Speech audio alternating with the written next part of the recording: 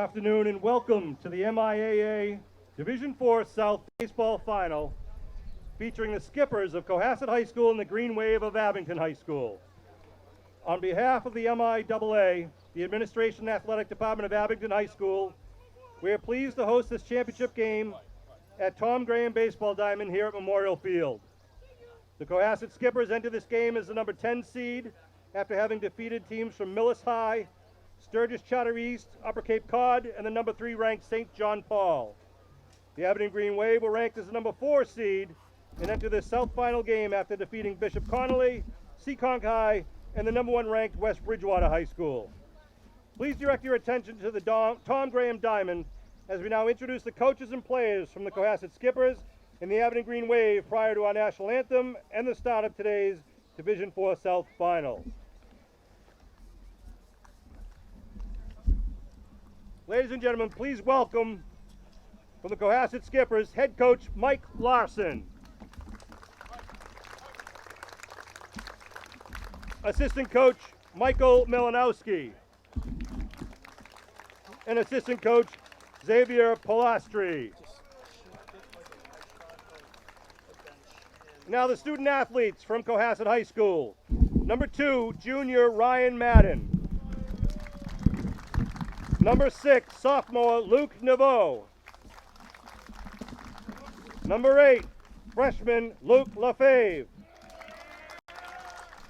Number 9, junior Frank Augustino.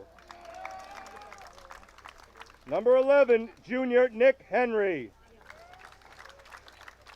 Number 12, junior Austin Ronan. Number 13, junior Justin Appleby. Number 17, junior Jackson Soderberg. Number 18, junior Travis McKean. Number 26, sophomore Nick Iantoska. Number 27, junior Justin Froyo. Number 28, junior Colin Madden. And number 32, junior David McSweeney. And now please welcome the seniors from the Cohasset High School Skippers baseball team. Number 7, senior Max Boy. Number 10, senior Cam Albanese. Number 15, senior Jack Connell.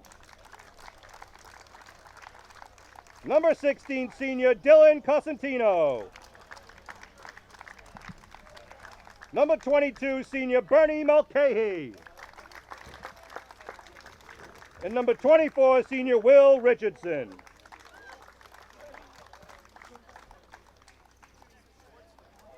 And now for the Abington Green Wave, please join me in welcoming head coach Stephen Paraxelis. Assistant coach Tyler Paraxelis. Assistant coach Jim Donahue.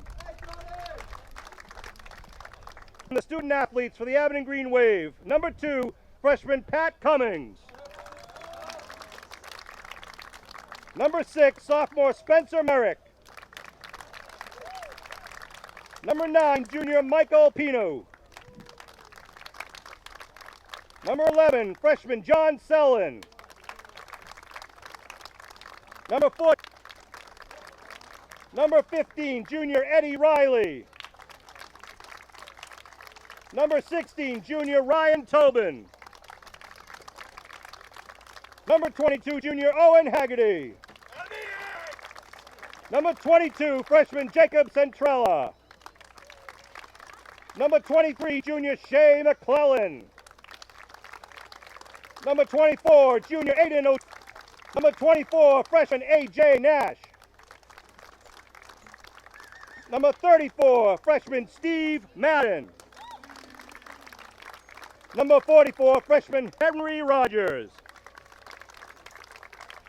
And please join me now in welcoming the seniors for the Abington Green Wave. Number 1, senior Matt McGuire. Number 2, senior John Polito. Number 5, senior Brady Rowe. Not with us today, but in our hearts, number 12, senior Jack Clifford, number 26. Not with us today. Next up, number 12, senior Tommy Boyle. And our last senior, number 99, senior Aaron Siegel.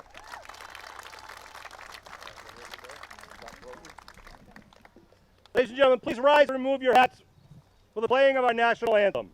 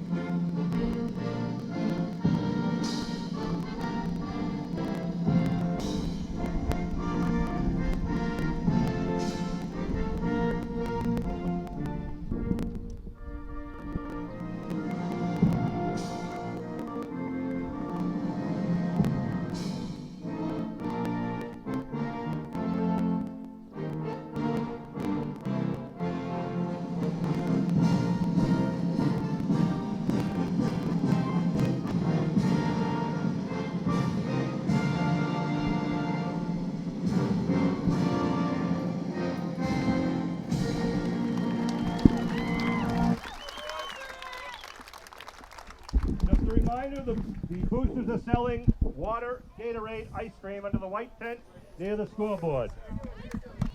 Please help us by disposing of all your trash throughout today's game. Thank you. Ladies, gentlemen, boys and girls, baseball fans of all ages, hello, and welcome back to the Tom Graham Diamond Memorial Field for today's Division 4 South Sectional Final. It's the rubber match between the Cohasset Skippers and the Abington Green Wave. As always, I'm Mad Dog Matt Nelson. Pleasure to be joined alongside by the one, the only Sean Riley for today's South Sectional Championship game, the North bracket. We'll get into that a little bit later. The Skippers and the Green Wave 1-1 against each other this season. The Green Wave winning the second of those matchups by a 1-0 final score. That was a pitcher's duel, much like some of us are expecting today to be a pitcher's duel. It's the two aces, David McSweeney and Aiden O'Donnell, going head-to-head. Sean, we saw a tale of two different ends of what can happen in baseball games on Friday afternoon. Wow. The Green Wave won 4-3 in 7 innings. The Cohasset Skippers defeated the number 2 seeded St. John Paul Lions 21-19. The kick was wide at the end. It was absolutely wild. St. John Paul walked 18 batters, hit 4 of them. And the only pitcher that Cohasset did not use is their starter today, David McSweeney, who has gone both games this year. The Skippers won the first matchup by a score of 7-1. I already lost my pencil. Oh, well. I got to shout out. I love the game of baseball, the superstitions, the little innuendos, the secret things. I don't know if you saw, at the end of the national anthem, these teams had a little gimmick where they want to be the last one to step off the foul line. And if you saw it, one player from each team refused to step off the foul line. And eventually they had to concede because we had to start the game. But it's great to get started. It's a hot day, but I think it's a day that you love to play baseball. Baseball players like it when it's warm because you're loose. This is a little bit more than very warm. It's 92 degrees at first pitch of this one. There is a breeze. That's a good thing. It's blowing out from home plate towards the outfield. Let's meet today's starting lineups. Leading off for the Skippers is number 27, Justin Froyo. Max Boy will bat second. Number 6, Luke Niveau will hit third. Nick Henry is the cleanup hitter, number 11. Number 13, Justin Appleby is batting fifth. Number 22, Bernie Mulcahy is hitting sixth, batting seventh. Kim Albies is batting eighth, and Travis McKean is batting ninth for Cohasset. Meanwhile, the Green Wave defense, Aiden O'Donnell is on the hill. He last went on last Wednesday in a complete game effort. Spencer Merrick's doing the catching. Matt McGuire's at first. Eddie Riley at second. The shortstop is John Polito. Aaron Siegel is manning the hot corner at third.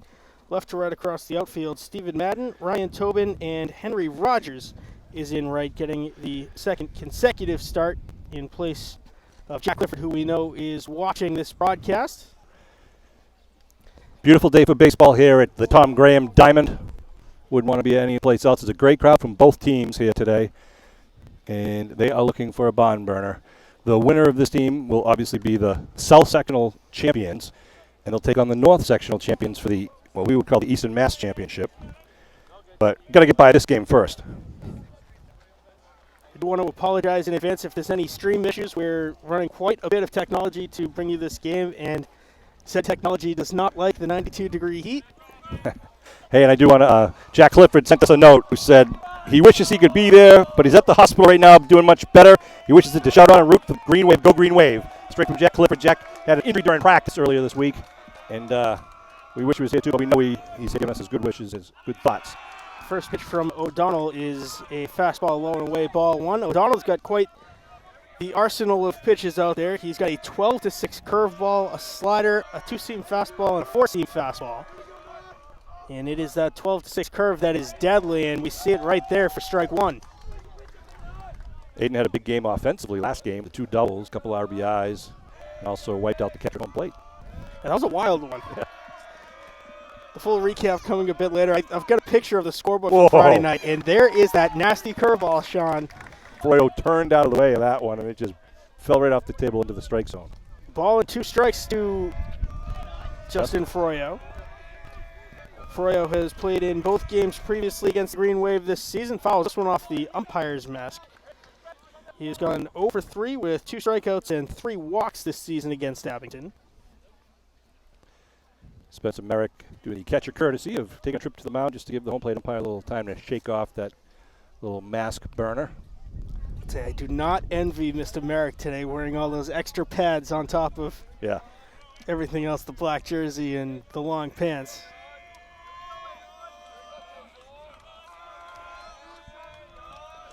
Froyo, the junior center fielder. Oh, nice Strike bender. 3, look at strikeout of the game. I want to thank the Abington DPW, too. They were mowing the field, fresh mow this morning. Place looks great. Mac Boy steps up into the batter's box, the senior outfielder. Boy is on 2 for 6 with 2 singles, 2 strikeouts, and a walk against Abington this year. He gets hit by the pitch. Bounced off of Merrick's helmet. Not sure where that hit him. Must have got him on the left arm, hanging out over the plate. Yeah. Luke Naveau, the third baseman today. The sophomore. He has gone 2 for 5, 2 singles, a walk, and he has been hit by a pitch. Boy, the speedy left fielder will hold at first. Merrick pump fakes down there, no throw. Nice grab by Merrick, too.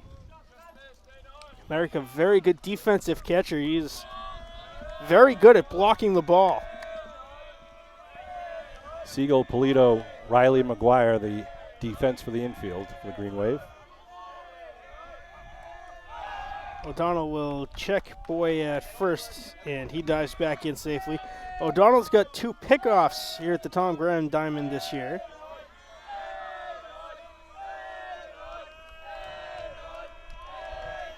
The 1-0 from the junior Aiden O'Donnell is low and away, ball 2. Aiden doing a good job, though, keeping those balls low. If there's contact, it's likely a ground ball, trying to get that double play. And that in a fairly strong breeze, looking at the flagpole, blowing out to the outfield from home plate. Ball can carry on this field. There it is. That fastball is good for strike 1 at the knees. 2 balls, 1 strike now to Naveau. Nick Henry is awaiting on deck for the Skippers. Coach Larson throwing the signals from the third base coach side. Boys got a healthy lead. O'Donnell will check him in, diving back just safely. He was leaning. It is. I was going to say it's a good pitch for hit and run here, but both teams, I think, want to come out aggressive and try to get an early lead, put pressure on the opposing pitcher. Dancing back and forth at first is Boy. He'll hold. Oof. And the slider comes in for strike 2.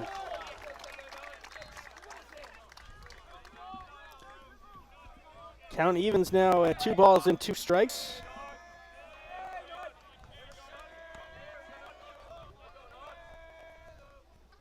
This one grounded to second. It'll get through the hole into right field. Just a little nubber. It was spinning on the grass on the way out and seeing eye single, but gets runs at first and second with one out. Perfectly placed between McGuire, who was on the bag, and Riley, who is getting ready to cover a throw down to second.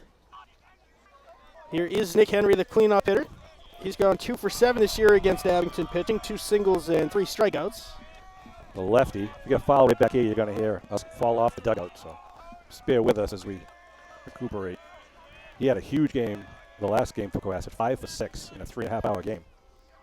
Slow curve gets that corner. That breaking ball has a whole hell of a lot of motion on it. Does. Henry's the right fielder. Junior. Catcher Justin Appleby awaiting on deck. The curve again is fouled off, 0-2 now.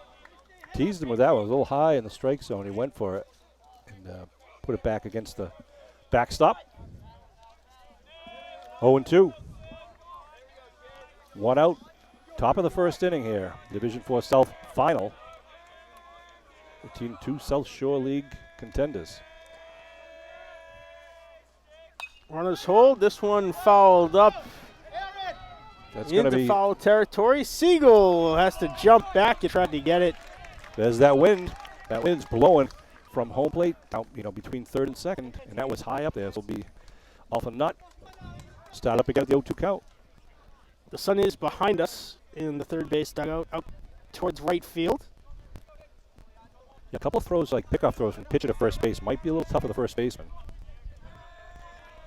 Count remains 0-2. Here is the 0-2 from Aiden O'Donnell. Toledo keeping the runner close to second. Swing and a miss, strike 3. And there are 2 away, both by way of the K in the top of the first inning. Justin Appleby has gone 0 for 6 against Abington pitching this season. 1 strikeout, 1 walk. The junior catcher, Coach Tyler Praxis, moving the right fielder out in the left based on past performance of Appleby. He might be over, but apparently get the wood on the ball. They throw it on to first. Diving back safely is Neveau. 2 outs. No score. 2 runners on. Top of 1. You're watching Abington Cam, and again, we're trying to live stream. If it's if the buffering of the video slows or stalls, you can just kind of reload it. The heat is toying with our computer system. Oh, there it is. That's slow At curve. 12-6. Deadly ball and a strike to Appleby. It comes out looking like a changeup, going to be high. Healthy lead at second for Boy. Riley is covering the bag. There it is. And there's the 12-6 again. A ball and 2 strikes to Appleby.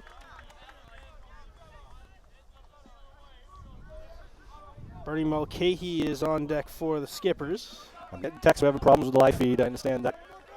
We'll work on it between innings. Fastball is fouled off to the backstop. Good, proud of people behind us, and I want to apologize for everyone we're sitting in front of right now, blocking a good view home plate.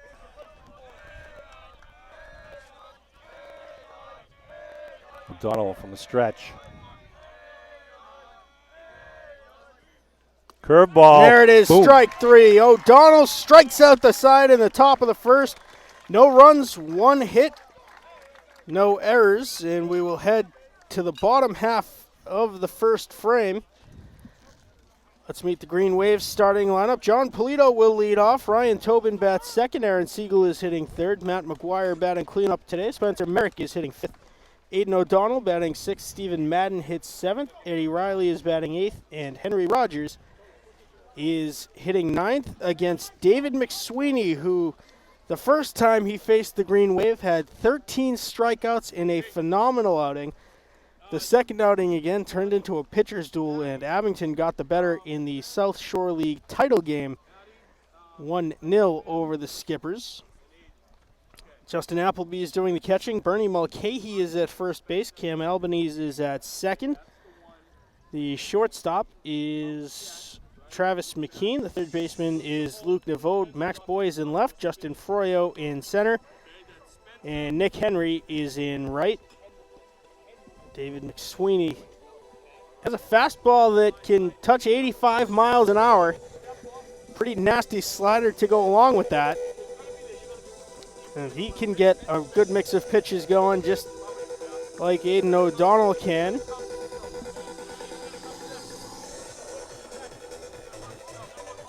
This season against David McSweeney, John Polito is 3 for 6 with 3 singles, 2 strikeouts. He has been hit by 1 pitch. You are For every game, so I just kind of spent the morning going through and figuring out what everyone's done this year. David McSweeney, I was talking to some of the Abington hitters, and they describe him as like Chris Sale. He comes kind of like a 3/4 arm delivery. He's, tall, 6'4", 6'5" guy. Very long and lanky, too. Same build. Good guy, though. They like him. They have fun with him. They played some summer ball with him.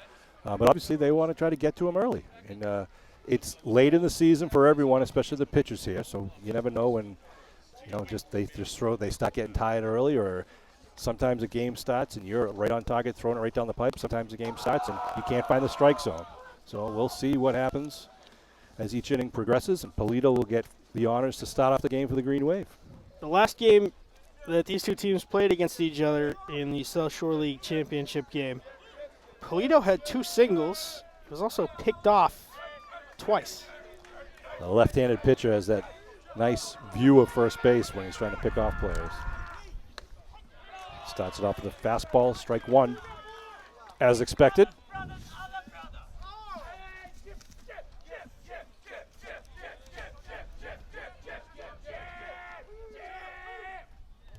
That one is in the dirt. 1-1 to Polito.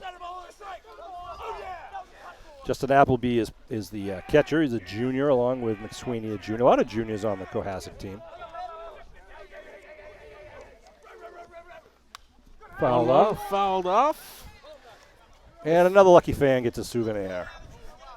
I'll tell you, there's not a lot of space back there for foul balls to find grass, but that one somehow did.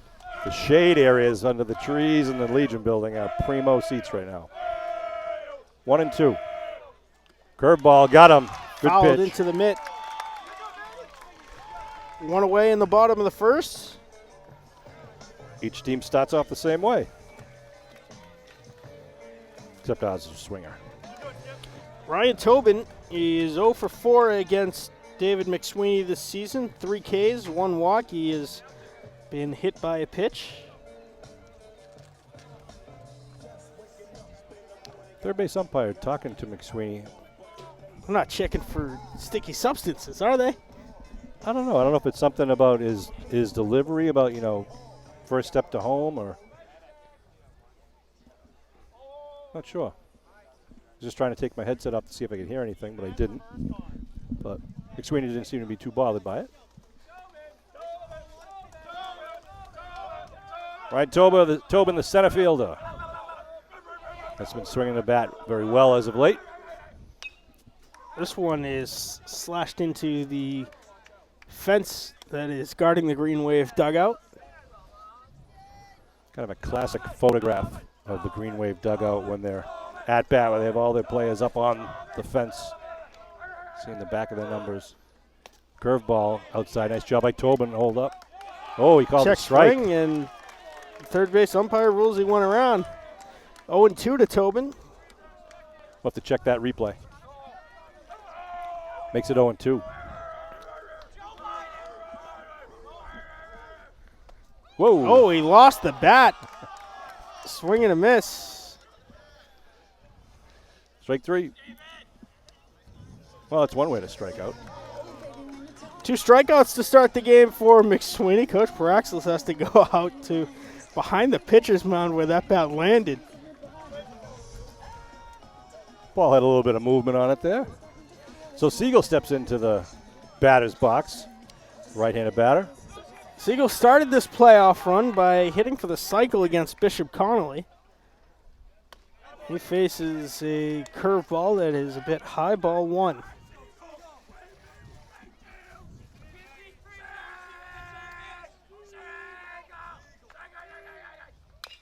Siegel chops it to third, and the vote handles the high hop. His throw to first is in time. 1, 2, 3 in order go the Green Wave in the bottom of the first. No runs, no hits, no errors. We'll head to the top of the second. The 6, 7, 8 hitters due up for the Skippers: Bernie Mulcahy, Will Richardson, and Cam Albanese.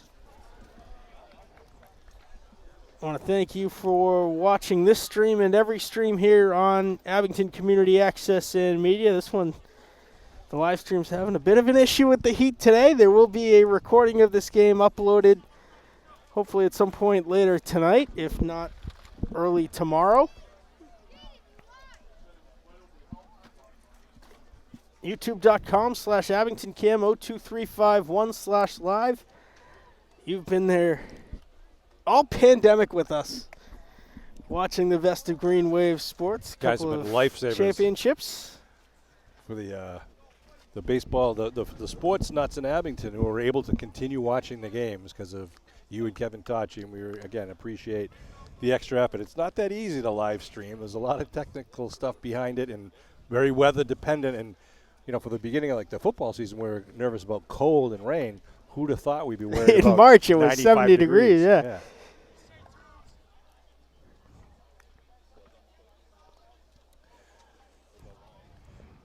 If you missed one of our live broadcasts, AbingtonCam.tv, the place to go for on-demand video, live streams of our cable access channels, build, and more. AbingtonCam.tv, the official online home of Abington Community Access and Media. Makes it on 2. Oh, he lost the bat. Swing and a miss. Strike 3. That's one way to strike out. 2 strikeouts to start the game for McSweeney. Coach Paraxis has to go out to behind the pitcher's mound where that bat landed. Ball had a little bit of movement on it there. So Siegel steps into the batter's box. Right-handed batter. Siegel started this playoff run by hitting for the cycle against Bishop Connolly. He faces a curveball that is a bit high, ball 1.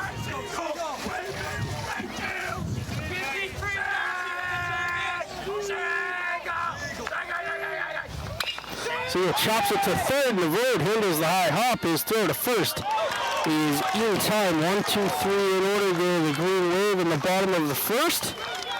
No runs, no hits, no errors. We'll head to the top of the second. The 6, 7, 8 hitters due up for the Skippers: Bernie Mulcahy, Will Richardson, and Cam Albanese. I want to thank you for watching this stream and every stream here on Abington Community Access and Media. This one, the live stream's having a bit of an issue with the heat today. There will be a recording of this game uploaded hopefully at some point later tonight, if not early tomorrow. YouTube.com/AbingtonCam02351/live. You've been there all pandemic with us, watching the best of Green Wave sports. Guys have been lifesavers. Championships. For the baseball, the sports nuts in Abington who were able to continue watching the games because of you and Kevin Tachi, and we again appreciate the extra effort. It's not that easy to live stream. There's a lot of technical stuff behind it and very weather dependent. And for the beginning of the football season, we were nervous about cold and rain. Who'd have thought we'd be worried about March it was 70 degrees, yeah.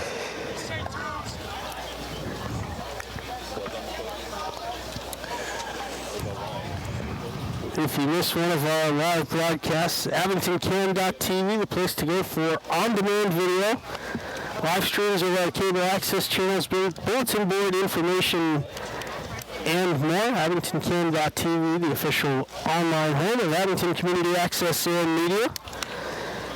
Feel free to give us a follow across social media as well. AbingtonCam_02351, Twitter, Facebook, and Instagram. Great crowd from both teams, both schools here of all ages. We'll try to get some views of the crowds later between innings. Our cameraman's taking a little sun break right now because we got to keep him hydrated throughout the game. Lose the camera, we lose the whole thing. people might not need us. Brady Mulcahy in the box. Okay, he's a multi-sport athlete, basketball, football, probably among others for the Cohasset Skippers. First pitch in the second inning is strike one from Aiden O'Donnell. Mulcahy this year has gone 2 for 6 against Abington, 2 singles, 3 strikeouts, and he's also been hit by a pitch. It's a senior skipper, sorry. Strike two. High fastball. We did also face the Clippers 2 or 3 times this year as well. The Norwell Clippers and the Cohasset Skippers. The 0-2 from Aiden O'Donnell. Chopped up the middle over a jumping O'Donnell. A great play from Eddie Riley to dive, pick up the ball, and throw it over to Matty McGuire at first, who was halfway falling to the ground. Wow, he had to worry whether the pitcher O'Donnell was going to get that ball or tip that ball, so he kind of had to slow up his stride and then made a break for it. And adjust his timing, get down on one knee and threw it just in time to get the runner. Good job. Will Richardson, the senior utility man, is designated hitter today. He steps in.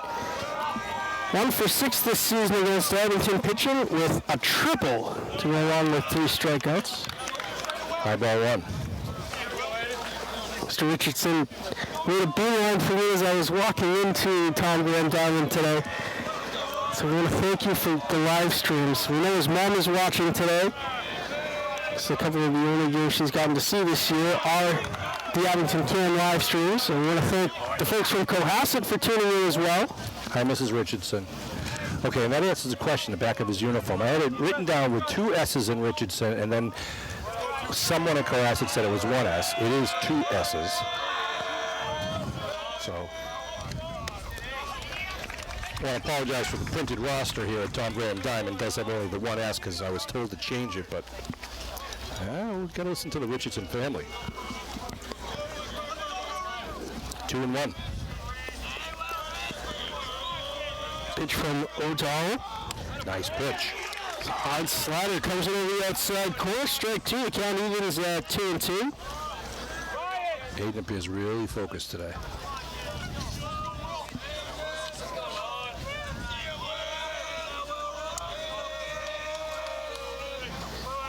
Nice. Strike 3 over the outside corner. Looking. Tell you, he and Spencer Merrick are mixing the pitches really well. They're not sure if they're going to wait to time the curveball or if they're going to be ready for the fastball. Cam Albanese steps up, the second baseman. Senior. 4th strikeout of the day for O'Donnell. Albanese has gone 1 for 3 this year against Abington with a single. Let's go, Nod. Want this guy now, 2-4, come on. Fouled off the first pitch to the backstop for strike 1.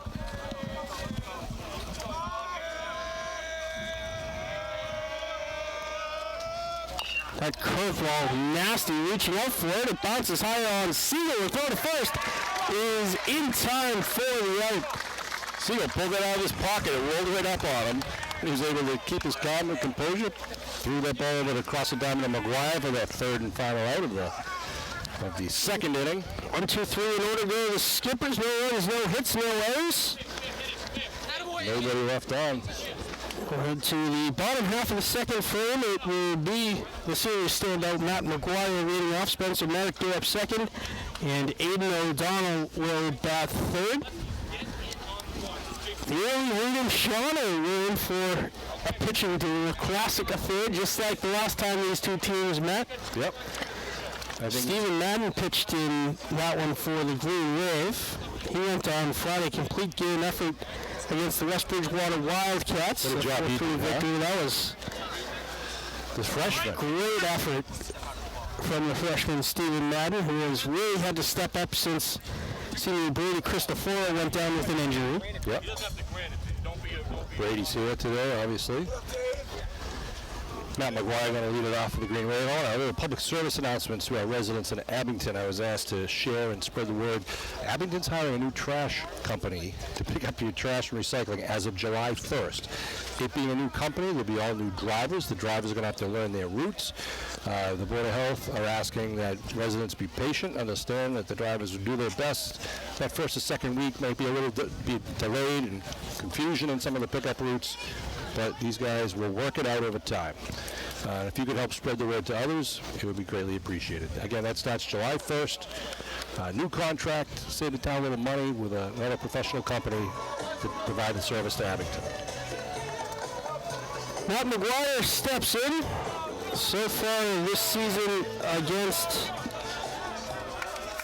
Cohasset, McGuire is 1 for 6, a single and 4 strikeouts. Fouls this one just over the dugout. Foul. Young Steve Bratsis almost caught that. 2009 MVP. Swing and miss. A little behind it was McGuire.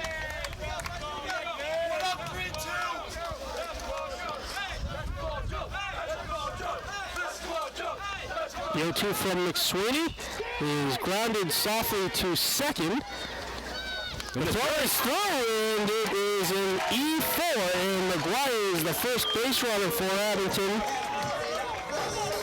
You know, in this game, the slow ground balls sometimes are the worst because the infielder starts thinking about it.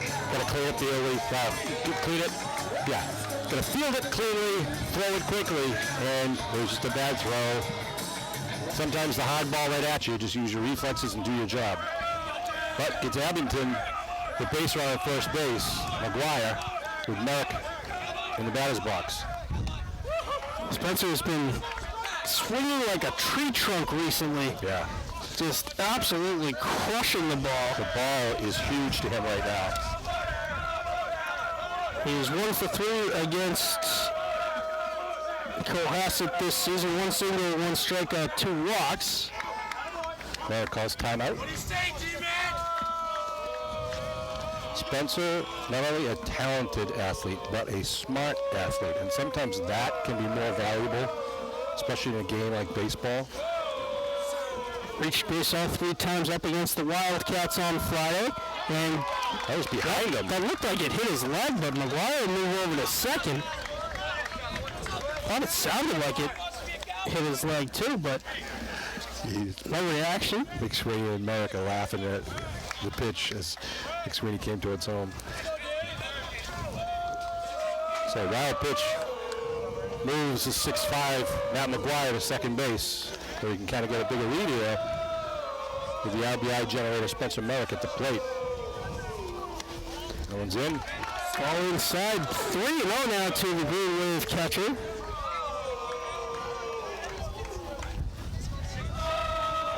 Aiden O'Donnell is awaiting on deck for Abington.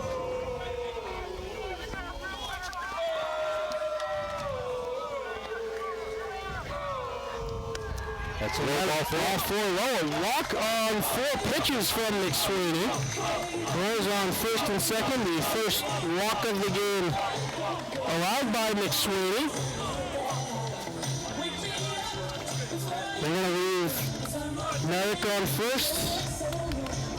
No courtesy roll for me. Loves to run the bases. Spencer does. Appleby out of the mound already talking to his junior pitcher, McSweeney. They're talking in the infield now about what to play, how to play a bunt. With no outs, first and second here for the Green Wave. Oh, no. O'Donnell's been swinging the tree trunk as well. I don't think O'Donnell's going to bunt, but Cohasset thinks he might. They now move the third baseman back. O'Donnell 2 doubles on Friday against West Bridgewater. First baseman in on the grass. Second baseman shading towards second. Kind of keep McGuire honest. McGuire steps out smartly. I like this. Abington stepping out, trying to break taking the time and rhythm. That can mess with McSweeney a little bit too. Sure can. McGuire on second, Merrick on first with a 12-foot lead. McGuire goes. The throw down to third is not in time, and Merrick moves up to second. Stolen bases for McGuire and Merrick. Put Maroons in scoring position with no outs. And takes away that force play. So a couple of ducks in the pond out there for O'Donnell with an 0-2 count. A-Dog, the champ. High, way high. Oh, high and outside, 1-2. McSweeney looks into his catcher and says, that one's on me. Bottom of the second inning, no score. Abington threatening with no outs. Foul back. Not near my car. That hit someone's car. On the bounce. On the bounce. Count remains 1-2 to Aiden O'Donnell. Merrick at second, McGuire at third. First base is empty. O'Donnell 0 for 5 against McSweeney this season. 3 strikeouts, a walk. He has been hit by a pitch. Count evens at 2 balls and 2 strikes on the heater that was outside. 2-2. Madden on deck.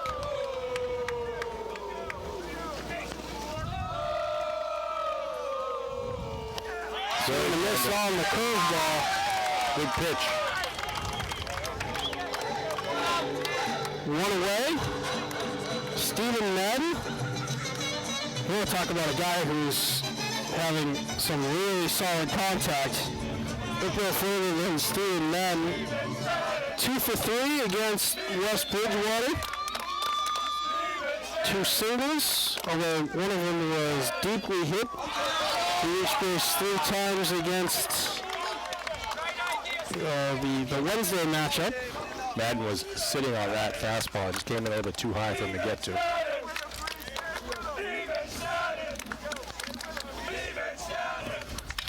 Good fastball fouled off out of play. 0-2. Talking about a guy who works out. I was down here for the practice yesterday. And after a 2-hour practice, Madden stayed by himself and started doing wind sprints on the football field in 90-degree heat. Nice drive. Right to right side field. McGuire's going to score easy. They're waving Malcolm. He'll turn the corner. The throw from Mulcahy is cut off. And it's 2-0 Abington in the bottom of the second inning. A 2-run single by Steve Madden out to the right center field gap. Just a solid line drive shot. And that's what Abington needed here in the second inning to kind of get a head start on the Cohasset Skippers here in the D4 South Final. The freshman comes through. Stephen Madden has been on base. I will double check this, but I believe his last 6 trips to the plate. Ed Riley now up, the second baseman there, a nice play on the defensive side early in the game. Takes ball 1 inside.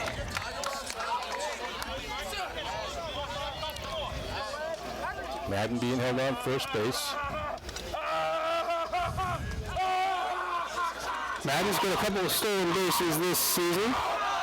Moving back towards the bag. McSweeney will throw over it. Diving back safely. He's the Green Wave left fielder.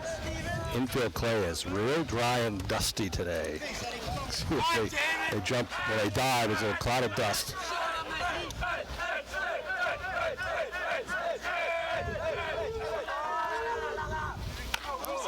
Riley swings at a high fastball. Ball on a strike.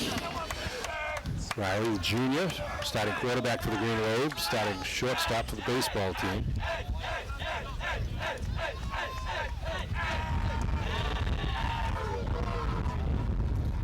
Madden holds, and Riley fouls this one off, out of play. Only 2 strikes to the Green Wave second baseman. Have a lucky fan gets a souvenir. A couple of kids just sprinted for that one. Make sure you look both ways, kids. Head on the swivel out here. I think the scoreboard's wrong. That should be 2 strikes up there. 1 ball, 2 strikes.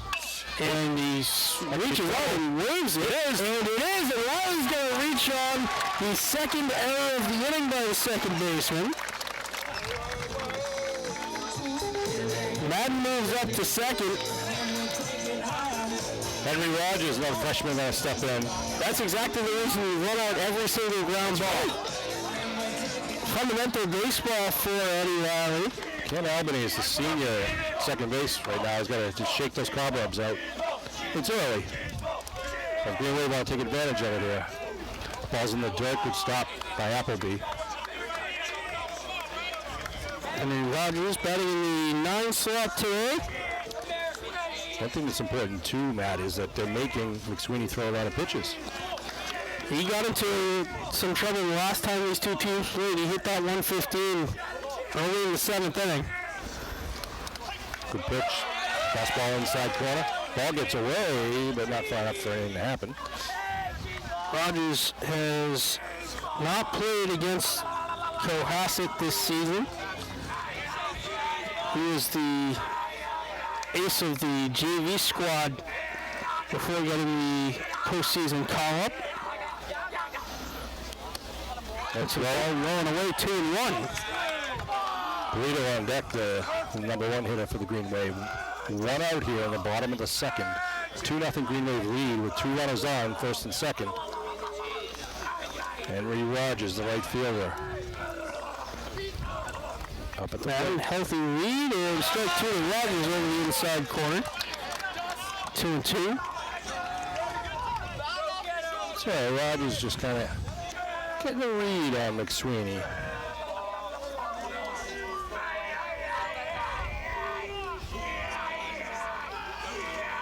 2-2, swing and a miss, strike 3. 2 away. 4th strikeout of the day for McSweeney. Johnny Polito, left-handed batter. Heads up, Matt. Steps up. Struck out the first time. He's up in a curveball. Looking to pull one down the right field way here. Whoa, curveball is outside. Madden and Riley are both going to move up. That was a good 2 or 3 feet off the plate. Just McSweeney just lost the handle on that. Has started to cool off a little bit, helped along by that breeze. It is now reading 90 degrees. The NRA has that heat index. I mean, it has to be less than 86.1. It's a combination of heat, sun, wind, and also field. And being a grass field with a breeze, so they allow us to start on time. Had this been a turf field, I don't think we would have been playing on time. We actually moved the game time from 4 to 5 just to take advantage of hopefully the sun going down a little lower. And that came into play for the South Shore League Championship Ultimate Frisbee game on the turf field behind the high school. All 3 outside 3, and over to Polito now. Polito struck out swinging his first time up. 3-0. Let's see if he gets the green light. Or lets McSweeney throw a few more. McSweeney working from the windup now. Strike 1 over the outside corner. Polito was looking all the way there. That's right. Good thing. 3-1 to Green Wave shortstop. So let's see what McSweeney does. He wants to try to punch out the third out here. And Polito will strike that 2 on the heater. Full count, 3 balls, 2 strikes. The payoff pitch up coming from David McSweeney. Polito gets it to second. Albany dives, but he can't get it. Madden's home, and Riley will stop it. Probably would have made it as it bounces. Polito's going to head to second. Appleby pump fakes. And that, you want to talk about fundamental baseball right there. That was good running by Polito, and McSweeney was a little bit upset, and he wasn't looking for the cutoff. And he saw it the last second, and kind of went off his leg, but that Bounced right off of the front of his shin. So Madden scored, Riley's at third, and Polito moved over to second. Single in advancement on the throw for Polito. 3-0 Abington in the bottom of the second inning. 0-1 to Ryan Tobin, who struck out swinging his first time at the dish. Good Strike pitch. 2 on the heater. Runners at second and third right now with the 2 outs, 0-2 count. For the always dangerous Ryan Tobin. Good cut. Strike 3. The 5th strikeout of the game for McSweeney. He strikes out the side netting, but not before the Green Wave strike first blood. 3-0. 3 runs, no hits, 1 hit, and 1 error. Well, I gave Polito a hit on that one. And, Oh yeah, I just played. Yeah, you mad now. 2 hits, 2 errors, and a walk to go along with the 3 strikeouts. Cohasset having a team meeting right now, trying to kind of stay cool. It's early in the game for both teams. And Cohasset has certainly seen that a 3-0 lead doesn't mean much. Given the fact that they won their last game 21-19, they were down 12-5 at one point. So they have an offense, but so doesn't the mighty Green Wave, and they struck first with that three-run second inning, and will push us into the top of the third inning as O'Donnell takes some warm-up throws. The Skippers will show their 9-1 and 2 batters up at the plate: McKean, Foro, and Boy.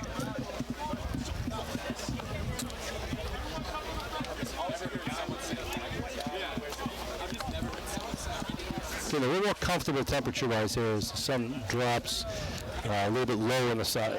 It's still a warm sun, but that breeze is a lifesaver today. And I just can't say enough about the crowd of people here that showed up to root on these teams. Yeah, we're having problems with the live stream because the heat is affecting the laptop, and we keep. Well, I appreciate it. Kate Casey's here. Who's saying hello? So if you're watching and can hear us, thank you, and we apologize if the signal does get interrupted in the live stream, but you can see the entire game uninterrupted with no broken video later on YouTube. If you go to youtube.com at Abington Cam 02351, this game and all the previous games that were taped will be available to you anytime, day or night. We'll download or upload that game to YouTube later tonight, tomorrow morning. Travis McKean looks at a ball outside. Stream should get better as the day gets a little bit later. McKean's first at bat today. Now, why is that, Matt? Why does he get the ground ball is short, Polito's way. Picks it up off the carpet, guns it over. Matt Nelson and Sean Riley bringing this Abington Green Wave baseball action. Just because the technology doesn't like the heat, you know, you get a big server room. Typically, those types of places have heavy-duty air conditioning. This guy struck out the first time looking. This is Justin Froyo, the center fielder.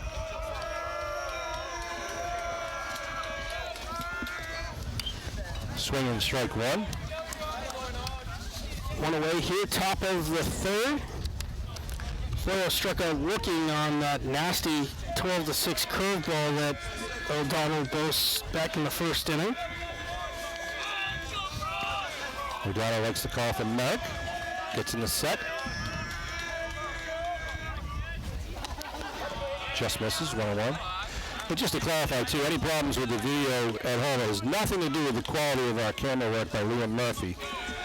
Liam is aiming and zooming as he would. But sometimes the signal gets interrupted with the live stream. Nice pitch. Strike 2 to Froyo. O'Donnell firing some heat there, makes it 1-2. 1 out here on the top of the third. Abington leads 3-0 on a 3-run second inning. Division 4 South final between Abington Green Wave and the Cohasset Skippers. Abington on the, what we call the left-hand bracket, and Cohasset on the right-hand bracket. Each made their way here. Abington with victories over Bishop Connolly, Seekonk, and West Bridgewater. Cohasset didn't have a bye for the first round, so they had 4 games to play. 2-2 almost got in over that inside corner on that absolutely nasty breaking ball. Cohasset beat Millis, Sturgis Chatham East in extra innings, Upper Cape Cod, and then they beat St. John Paul by that 21-19 game just 2 days ago. 18 walks for Cohasset, and 4 walks. First walk of the game for the Green Wave. Defensively, but you knew that. Max Boyd, left fielder, steps up. He got hit by a pitch in his first at bat.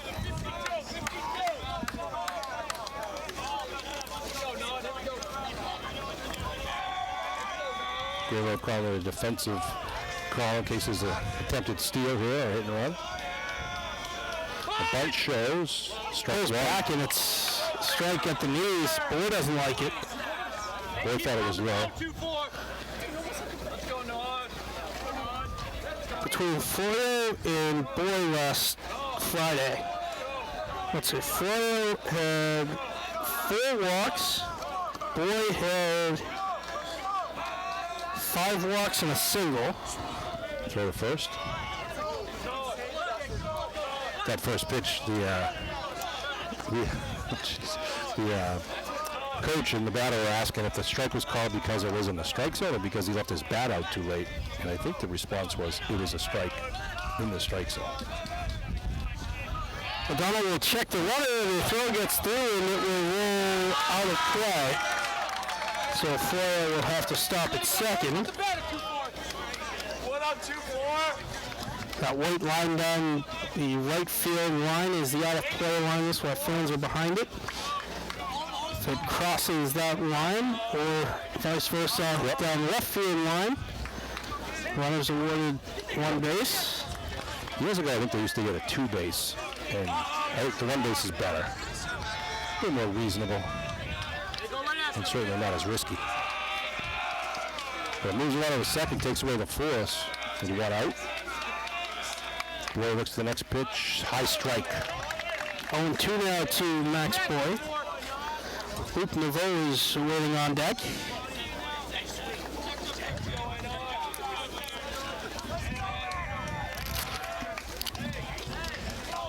O'Donnell looks in, looks back.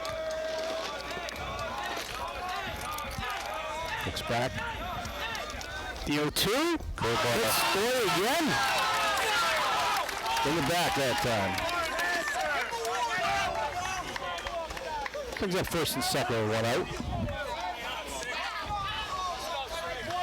Luke Naveau, the third baseman, steps up. He had a single over the right side, a kind of a seeing eye single his first time up.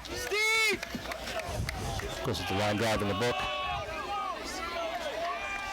1 down here on the top of the 3. Green Wave up 3-0. Ed Riley, second baseman, trying to keep the runner on second tight. O'Donnell does have a pickoff move to second this season. And and diving back in time is Florio. where's the attempt there? Just keep him honest.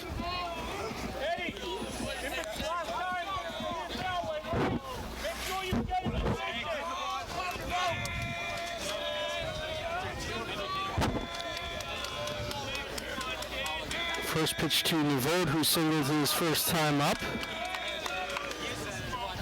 Good ball in the dirt, good block by Merrick. Textbook.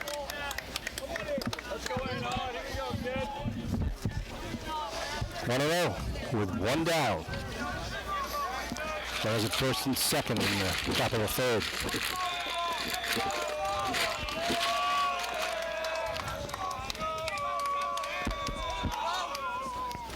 Nice pitch. Slider comes in just a bit low, 2-0.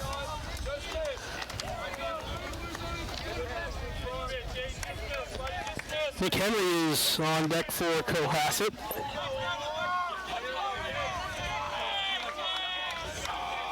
The all-important rubber match between these two squads. This one tagged out to left. It's going to be over Madden, and they're waving Florio home. They're going to wave Boyd home. Madden finally gets to it. Back around the 15-yard line of the football field, and they're going to hold Navarre at third with a stand-up 2 RBI triple.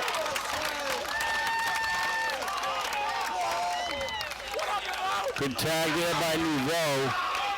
He's able to turn on that one. Nothing Magna was going to do out left field. Nobody was going to catch that one. 2 RBIs, as you said, for Nouveau. Makes it a 3-2 ball game with a runner on third now, and they bring a pinch runner in. Or do they? No. No, he's just getting rid of the gloves. Yep.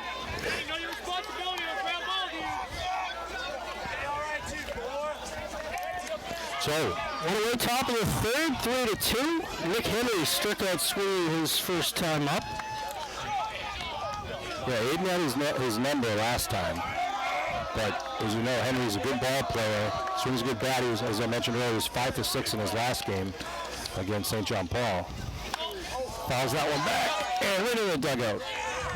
Nice catch by. Nice job by Pinot. Yeah. Strike one. McGuire and Siegel in on the grass at the corners.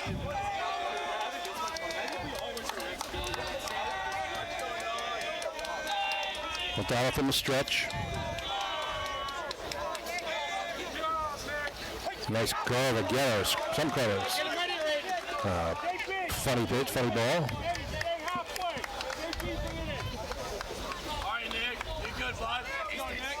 Good movement on that pitch. 0-2 now. To Henry. Nick Henry. Fastball swing. Got him again. Fifth strikeout of the afternoon for O'Donnell.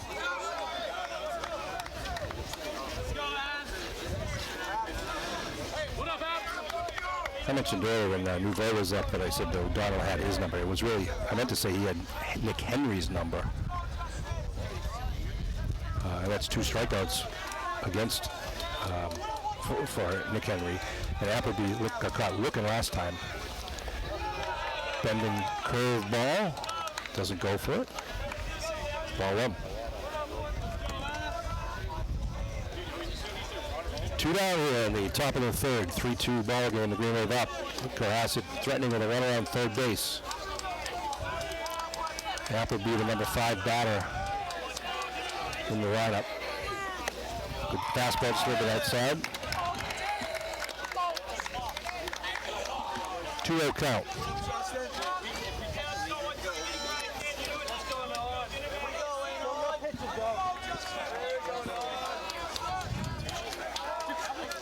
O'Donnell ready for his third pitch to this batter. To Appleby, strike one on the heater. Right down the pipe.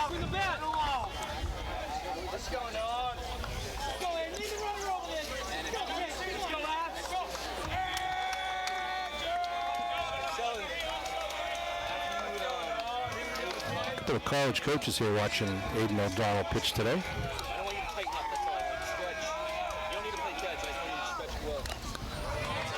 This one fouled off. The count evens at 2-2.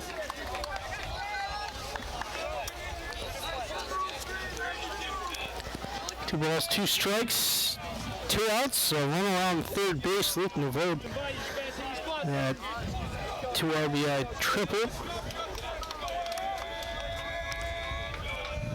2-2 pitch from O'Donnell to Appleby.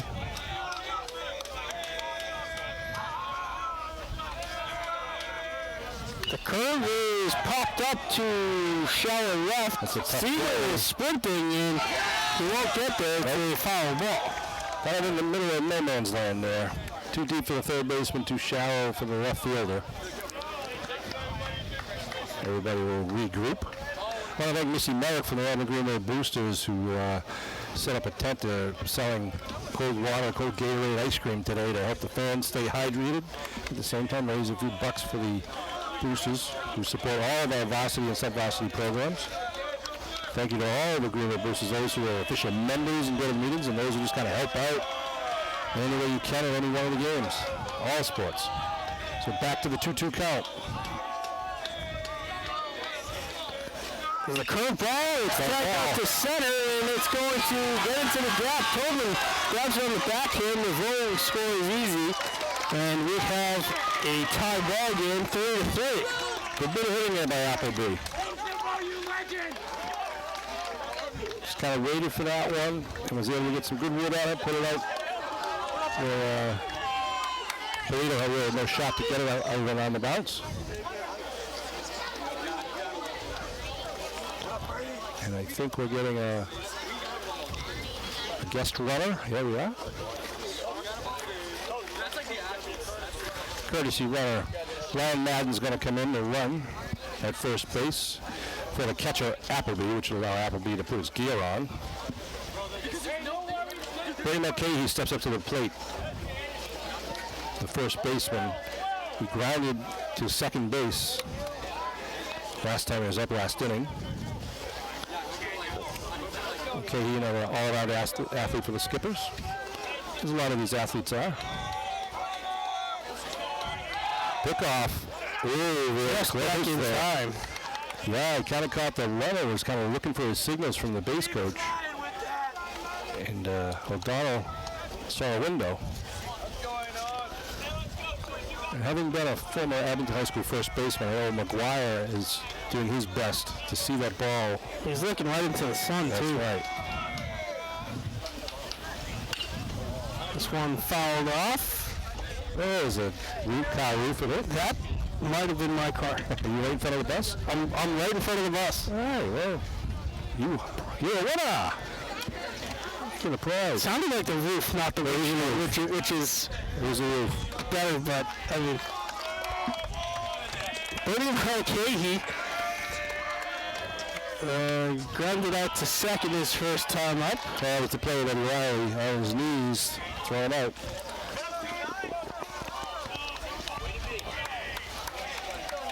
Sorry if you can hear me taking a drink of cold water on my microphone, but doing our best to stay hydrated. The sun is warm on our backs here at the Tom Graham Diamond. 1-1. Good pitch. Strike two to Mulcahy. Got the outside pile, look like.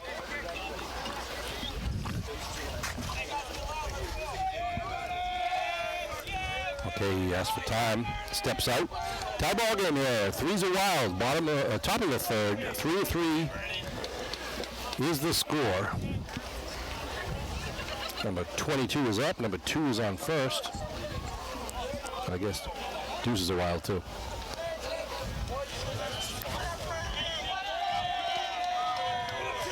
O'Donnell looks in.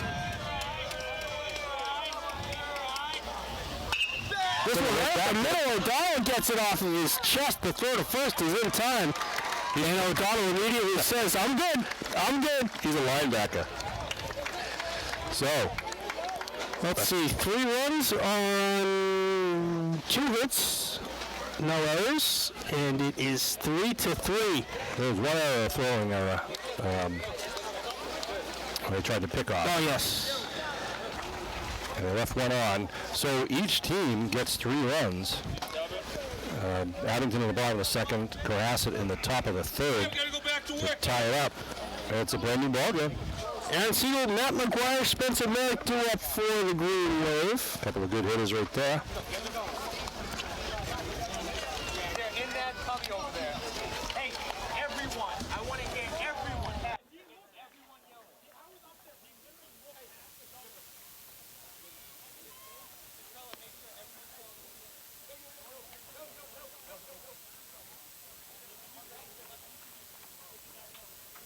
Hey, everyone get up. Everyone get up. JP, Aiden, look at it.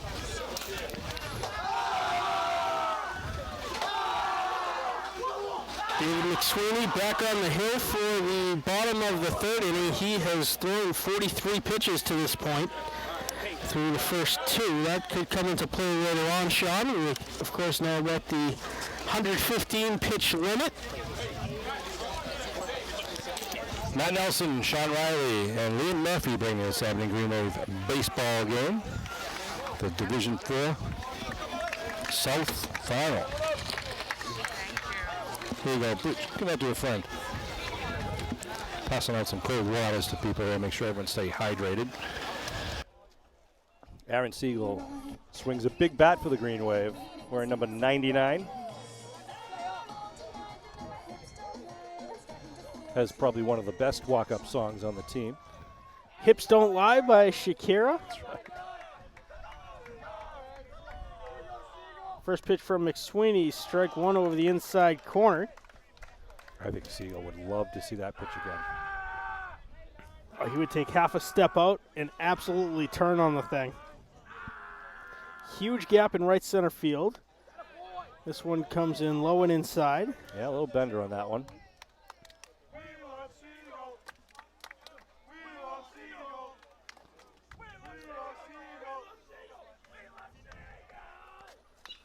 Siegel chops it down the third base line, foul. Siegel's getting the volume discount in their pasta purchases at Trukey's Market in Abington. They do the pasta parties for the Green Wave baseball team, which usually leads to good luck for the Green Wave. Thank you again, Mrs. Siegel. Low. Gets by Appleby, 2-2. McSweeney looks like trying to keep that curveball low to get that either swing and strike or the ground ball out. But too low for it to go through the strike zone. 2-2. That's low and gets back to the fence. That's 3-2.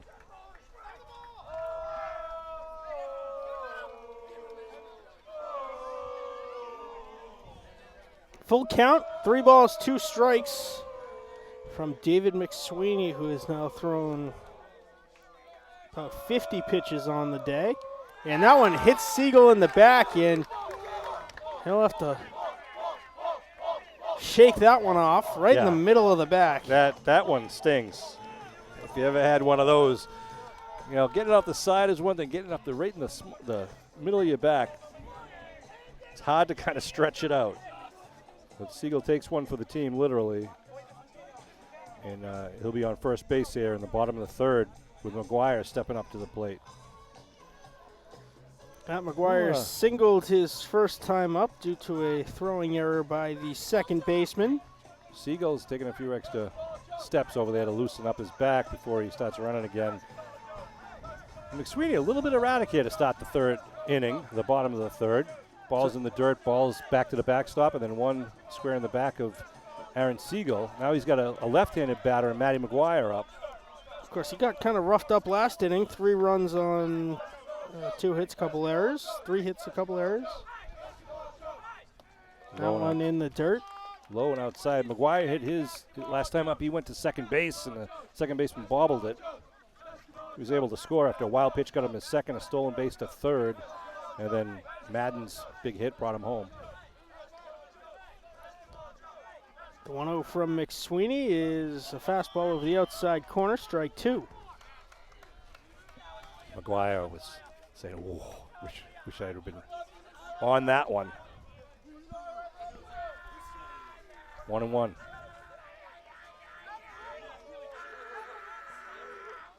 That one's outside, ball 2. So the high school, middle school, the Cohasset Middle School is behind us, yapping away, and enough said. McGuire cocks the bat, ready to pull the trigger. He does and tags it out to center. It'll 2-hop. And it's another single for Matt McGuire. McGuire just reached out and put perfect wood on that one. Hit it right back up the box over McSweeney. Into the grass of center field. Puts 2 runners on for Merrick now with no outs here in the bottom of the third. Again, a tie game, 3-3. Cowboy Merrick is up. Merrick walked his first time up. Mulcahy playing it on the grass, expecting the bunt, as is Naveau. Third baseman takes a step back now. That's low and inside, ball 1.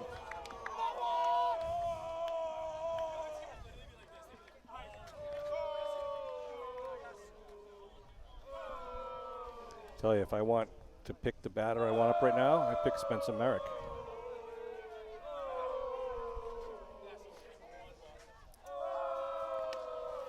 That's a strike over the inside corner. I was going to say, I think you might see McSweeney throwing a couple of fastballs here to kind of make sure he's throwing strikes with runners on.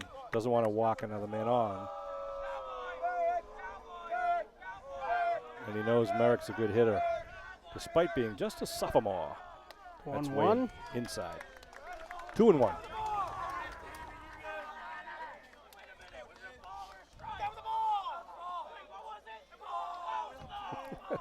Having a bench, having a ball, being loud and proud. As always, Return. McSweeney steps off, and Siegel goes trotting back. Thinking about the runners. Good hitter's pitch here, 2-1. You got to think the pitcher's going to want to throw a strike and not fall to a 3-1 count. See if the Green Wave have anything on here. Just let Merrick decide. 2-1, corners in. Merrick Drilled tags it into to the hole. short. It's through. And Siegel's going to hold it third. The throw home is off the line. But a decent arm from the left fielder. Bases juiced. No outs. So hit batter and 2 singles for the Green Wave. Load them up. Aiden O'Donnell has been swinging a heck of a stick lately. 2 doubles on Friday. So I'll repeat myself. If I had bases loaded, I could pick my batter. I'll pick O'Donnell.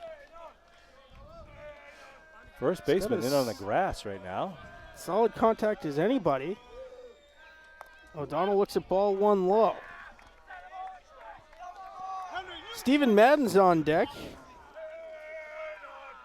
He is directly responsible for all 3 Green Wave runs, knocking in 2 and scoring 1 himself. Ball 2 low and inside, 2-0. Green Wave looking to capitalize. Merrick with a huge lead, not being held at first. McGuire on second. Siegel on third. The ever-dangerous Aiden O'Donnell at the plate.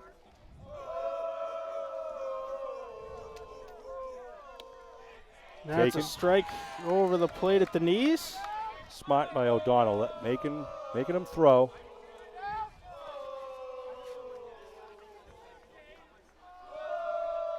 Wind blowing out to the outfield from home plate.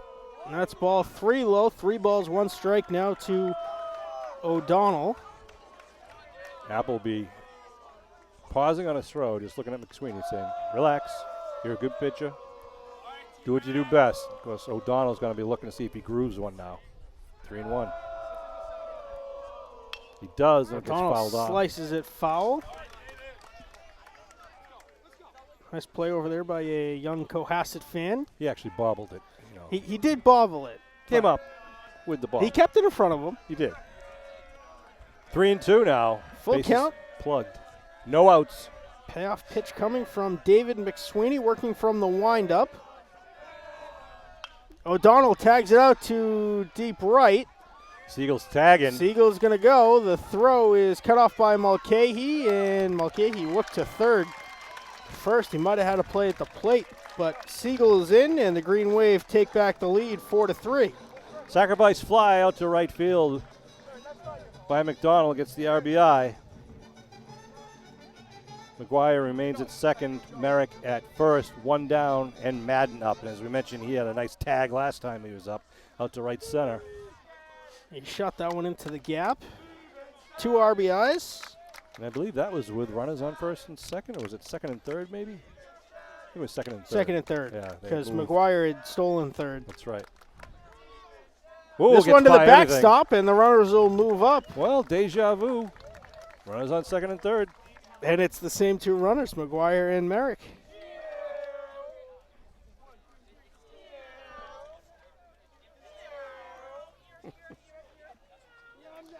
Second and third now, 1 out, 1-0 count.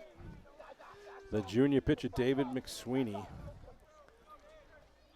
facing off against the freshman, Steve Madden. Pitched a heck of a game last game for the Green Wave. Looks at that strike, 1-1. Madden had the Hawaiian shirt on before the game today.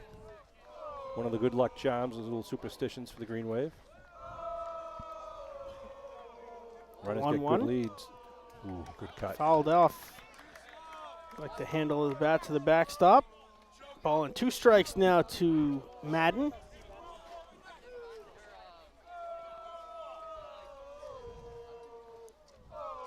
No one's holding the runners on here with 1 out, bottom of the 3rd.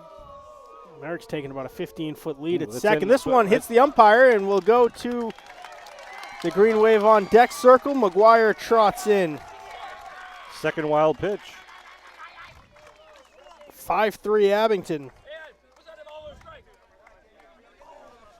That makes it a 2-2 count now. 1 out, 5-3 Green Wave lead with a runner on 3rd being Spencer Merrick. Madden, he'd only get a single or put out in the outfield to potentially bring another run in. First baseman in on the grass. Try to make a play home if Merrick breaks for home.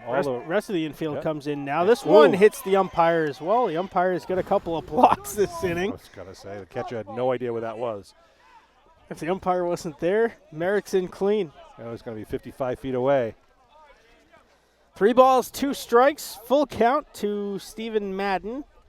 The payoff pitch up coming from David McSweeney, who's getting roughed up for the 2nd consecutive inning here. Merrick takes a galloping lead halfway down the line. Madden tags this one to the parking lot. That hit And a car. that's a car. That's a good dent. Honestly, I mean, Merrick is getting such a good lead. He has potential to steal home. Oh, absolutely. Not going to do it now. Early game 3-2. His secondary lead's probably about 20, 25 feet. Yeah. You actually got to be careful getting picked off by the catcher. 3-2. This It's one gonna be a single right up the RBI. middle, and Merrick's going to score. He does it again. Steve Madden. 2 for 2. 3 RBIs on the day for Stephen Madden. How about that, sports fans? Coach Mike Larson coming to the mound to talk to his junior pitcher. McSweeney is certainly getting rattled out there. 6-3 Abington, bottom of the 3rd inning. Eddie Riley singled on an error by the second baseman, his first time up. Well, it's either an error or a single. You know, I had it as an error. I mean, even I've though got he's it my as an nephew, error, too. I'm not going to give him a freebie. You have an army, we have Steve is the chant from the Green Wave dugout because, geez, Madden's really been putting the team on his shoulders this postseason between pitching and what he's accomplished at the plate. Bodes well for the Green Wave, who are graduating some talented seniors, but we get some, very good underclassmen. Green Wave are going to be graduating Matt McGuire, John Polito, Brady Cristoforo, Tommy Boyle, Jack Clifford, and Aaron Siegel. The rest of the team, as you're very familiar with, are freshmen, sophomores, and juniors. And Cohasset also has a very young cast of characters out here, McSweeney being one of them. Sweeney, just a junior. I mean, his fastballs it's already touching 85. He's got a couple of D1 offers already. Ed Riley's going to step into the batter's box with 1 out here in the bottom of the 3rd. Green Wave scored 3 runs in the 2nd, 3 runs thus far in the 3rd. With Madden on first base. This one fouled off deep down the right field line. Kind of jammed him a little bit on that one. Great crowd of all ages here for both schools. A couple hundred people in attendance. Yeah, nice day for baseball.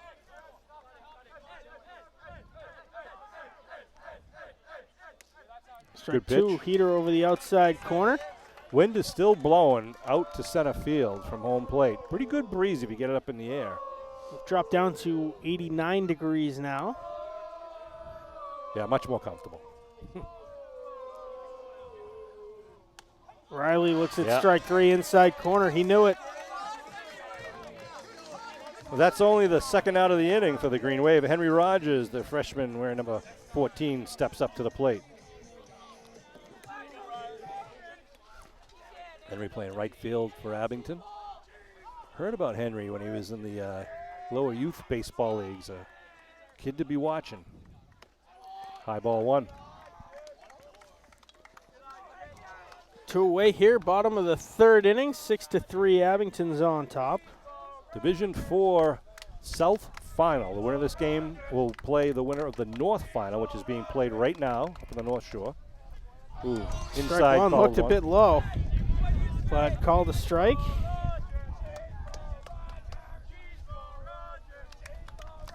Rockport right now is playing against St. Joseph Prep. The winner of that game will play against the winner of this Abington Cohasset game. And the home team is determined by winning percentage, and both Abington and Cohasset have better winning percentages than the two North Shore teams. So Abington or Cohasset will host the Eastern Mass Championship. Good swing by Rogers. Strike two, ball and 2 strikes now to Hank. 2 away, Madden's on first.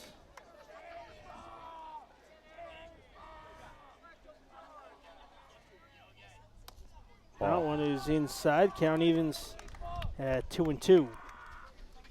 2 down, Aiden O'Donnell with a sacrifice fly earlier. Riley on the last plate with a strikeout. But not before the Green Wave scored 3, and Rogers has another pitch to look at. This ground one ball. chopped to short.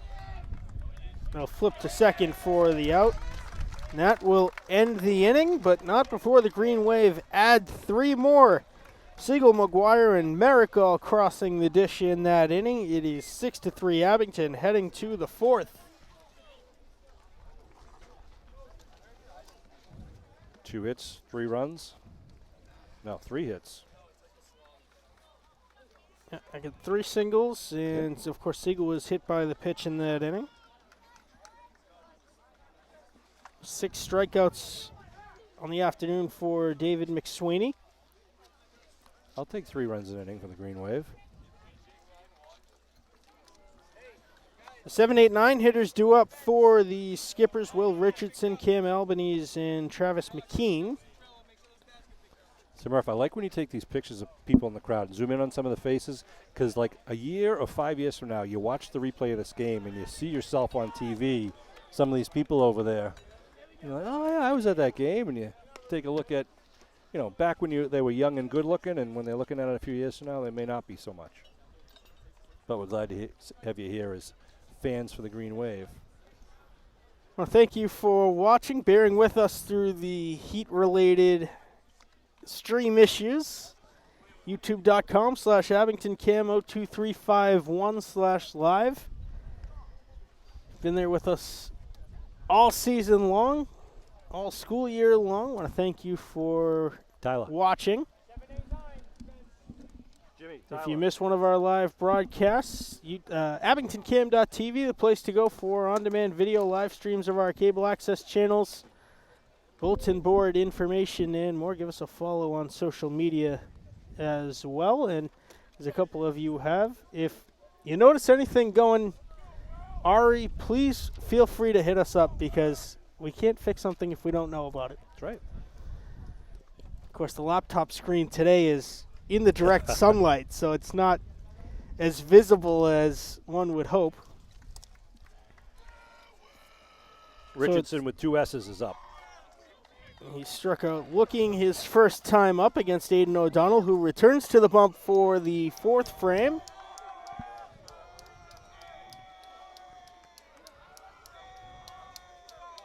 His first pitch of the 4th inning is good for strike 1 on the slider.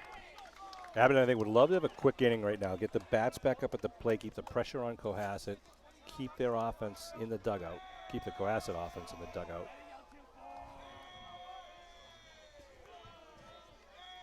They're facing the 7, 8, 9 hitters Nice. this inning, and that curve is over the outside corner for strike 2. We've seen some good pitches from the Green Wave over the years. This guy, McDonald, of course, Brady Cristofaro. I'm looking at Steve Paraxelis, again, from the 09 team. C.J. Hillier, sorry, C.J. Probably listening right now. Nice. Strike 1, 2, 3. Boom. Goes the dynamite. Down by way of the K for the second time looking is Will Richardson. Cam Albanese grounded out to Aaron Siegel at third base his first time up. As mentioned, C.J. Hillier. He was inducted in the Abington High School Athletic Hall of Fame. An overpowering pitcher. Went on to play in the collegiate level. He's a good guy. There's a 4th strike in a row. O'Donnell's feeling it now. Watch out. The slider comes in over the outside corner. Strike 1. Albany's grounded to 3rd, his first time up in the 2nd inning. I say a bend is coming. Strike 2. Wasn't a bender. Another slider. Yeah. 5 strikes in a row here in the 4th inning. The 0-2 from Aiden O'Donnell.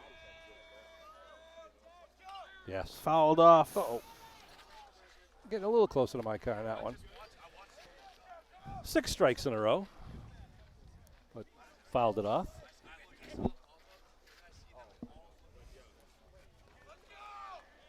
Count remains 0-2. Here it is from O'Donnell. 7 Sliced strikes foul. in a row. We'll do it again. And again, bobbled by the Cohasset contingent on the right side.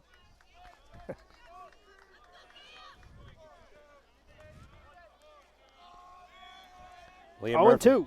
Liam Murphy on the camera. Just got to give him a shout out occasionally. There it is. Over the outside corner, fastball, strike 3. Second strikeout of the inning, the 6th of the game I lost. for O'Donnell. What was that? 8 strikes in a row? Lost count. Hasn't thrown a ball yet here in the 4th. 7th strikeout for Aiden O'Donnell. Can't but- shortchange him. No, but 8 strikes in a row pitching here in this inning. He hasn't thrown a ball yet. I think that was 9 on the strikeout, if the math is correct. And that one is high and outside to Travis McKean. He grounded out to John Polito at short his first time up. Number 9 batter. Keane is a junior. This one right up the middle. O'Donnell puts his glove down, says, "Look what I found." Tosses to McGuire in time for the out. 1, 2, 3 in order go the Skippers. Sean, exactly what the doctor ordered. A quick inning, keep the top of the order in the dugout. We are at the middle of the 4th inning. It is 6-3 Abington. See, now I would have described that differently. When you said, look what I found, I would have said the cat-like reflexes on the defensive glove of the all-star pitcher Aiden O'Donnell just made it look easy. Always looking really at do green tinted sometimes. glasses.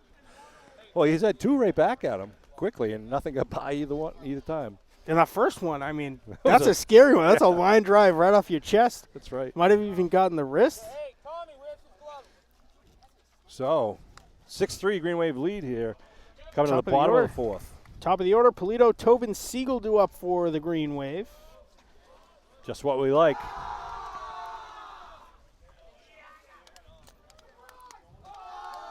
David McSweeney back on the hill for the 4th. We'll see if there's any sort of leash on the skipper's ace.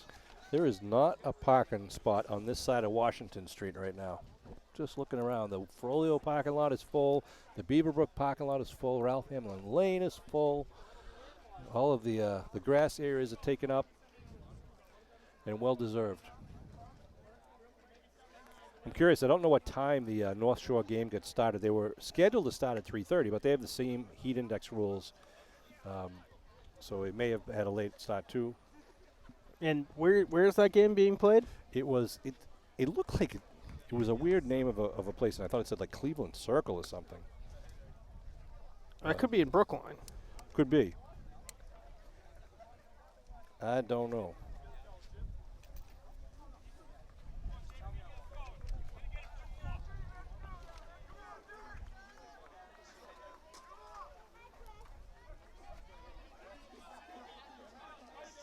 So JP Polito steps in.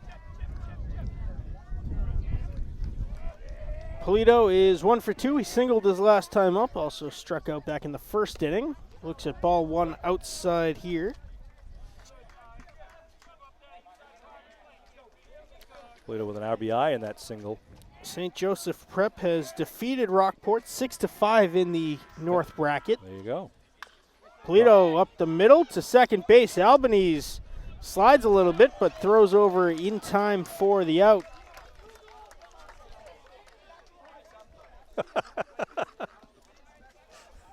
Just hearing from the dugout right now.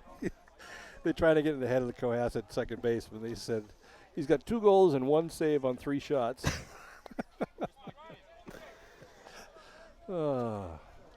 Quick-witted. They're not wrong. No, Ryan Tobin up. 0 for 2. Looking to get in the plus side.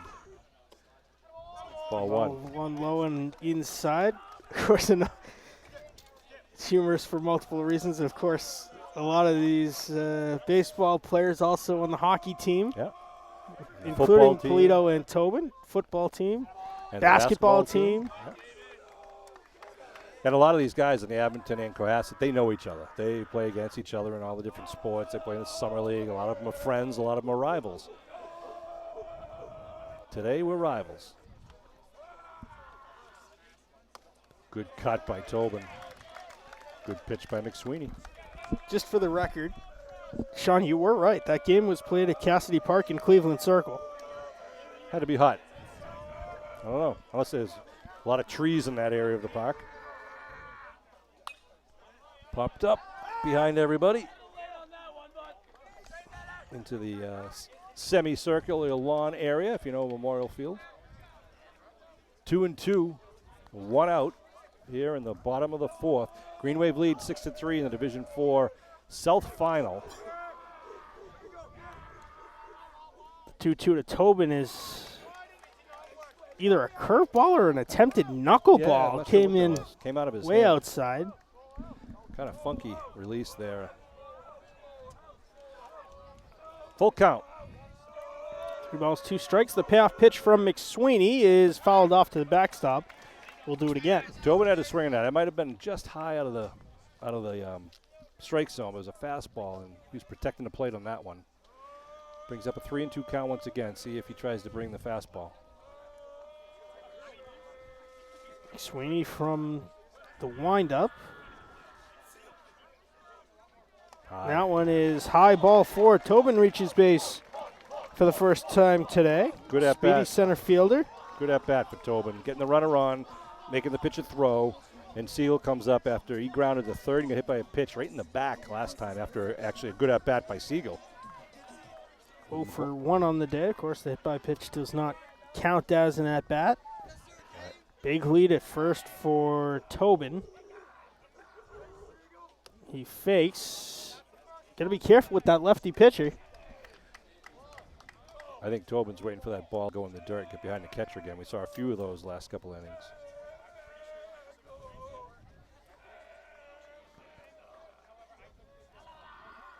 Eight-foot lead at first for Tobin. They'll throw over, and that was high, thankfully. that was a high throw. If it was on the money, Tobin is dead to rights. Yeah, he was leaning towards second, trying to get an extra lead there. And if it was a low throw at the base, they might have been able to sweep the tag.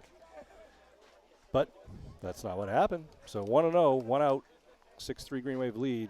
Siegel at the plate, McGuire on deck. Coming again at first, just a gentle toss. Tobin trots back easy this time. The namesake of the division in the South Shore League that these two teams compete in. It's an all South Shore League Division 4 South Sectional Final. Healthy lead at first. Tobin holds. Oh, Siegel Siegel absolutely bombs it to the right center field gap. It lands in the infield of the JV field. Tobin's going to score easy. Siegel's heading around second towards third. We'll see if they wave him home. They're going to go. Siegel Overthrows. beats the throw, and it's an inside the park home run for Aaron Siegel. The Green Wave lead at 8-3. He got every single part of that ball with a thick part of the bat. Haven't seen a home run that deep in a long time. It landed Right second behind base. second base JV of the field. JV field. An absolute rocket from Aaron Siegel. A 2-run home run by Siegel makes And it an 8-3 game. That will be the day for David McSweeney. Wow. 8 runs, the last of which might have hurt the most. An absolute shot for Aaron Siegel. And like you just said, it knocks McSweeney, their fireballer, out of the game. And wow, that was crushed. Nothing the outfielders were going to do on that but get on their horse and try to get the ball as quickly as possible. And the second that one left the bat, both the right fielder and center fielder knew that they're in for a long run. And did you hear the crowd, the big ooh? Everybody just saw Oh, that yeah. thing. That thing had a stewardess on it. the question wasn't where that was going to come down. The question was when it was going to come down. That one, that was almost flying around the earth with Elon Musk's satellites out there in orbit. Colin Madden warming up, a junior pitcher with a 5-run deficit. They'll give him the time he needs to warm up here. Oof. So Abington coming out on fire in the second, third inning. They were out 1-2-3 in the first inning, and then second, third, and fourth, Abington has been on fire. This will be interesting because I'm sure McSweeney was the only pitcher that did not throw in Friday's game, so everybody else is on a strict pitch limit that'll be less than 115 pitches. Of course, Their freshman threw 5 innings. And just watching some of the balls, he's got a little curveball, a little fastball. It's always different when you change pitches, whether you're, every pitch is different, so the batters have to readjust to the speed and kind of look at a few pitches. McSweeney's got some of the highest gas in the South Shore League, right. if not the state. Oh, you're going to hear a lot about McSweeney next year as a senior.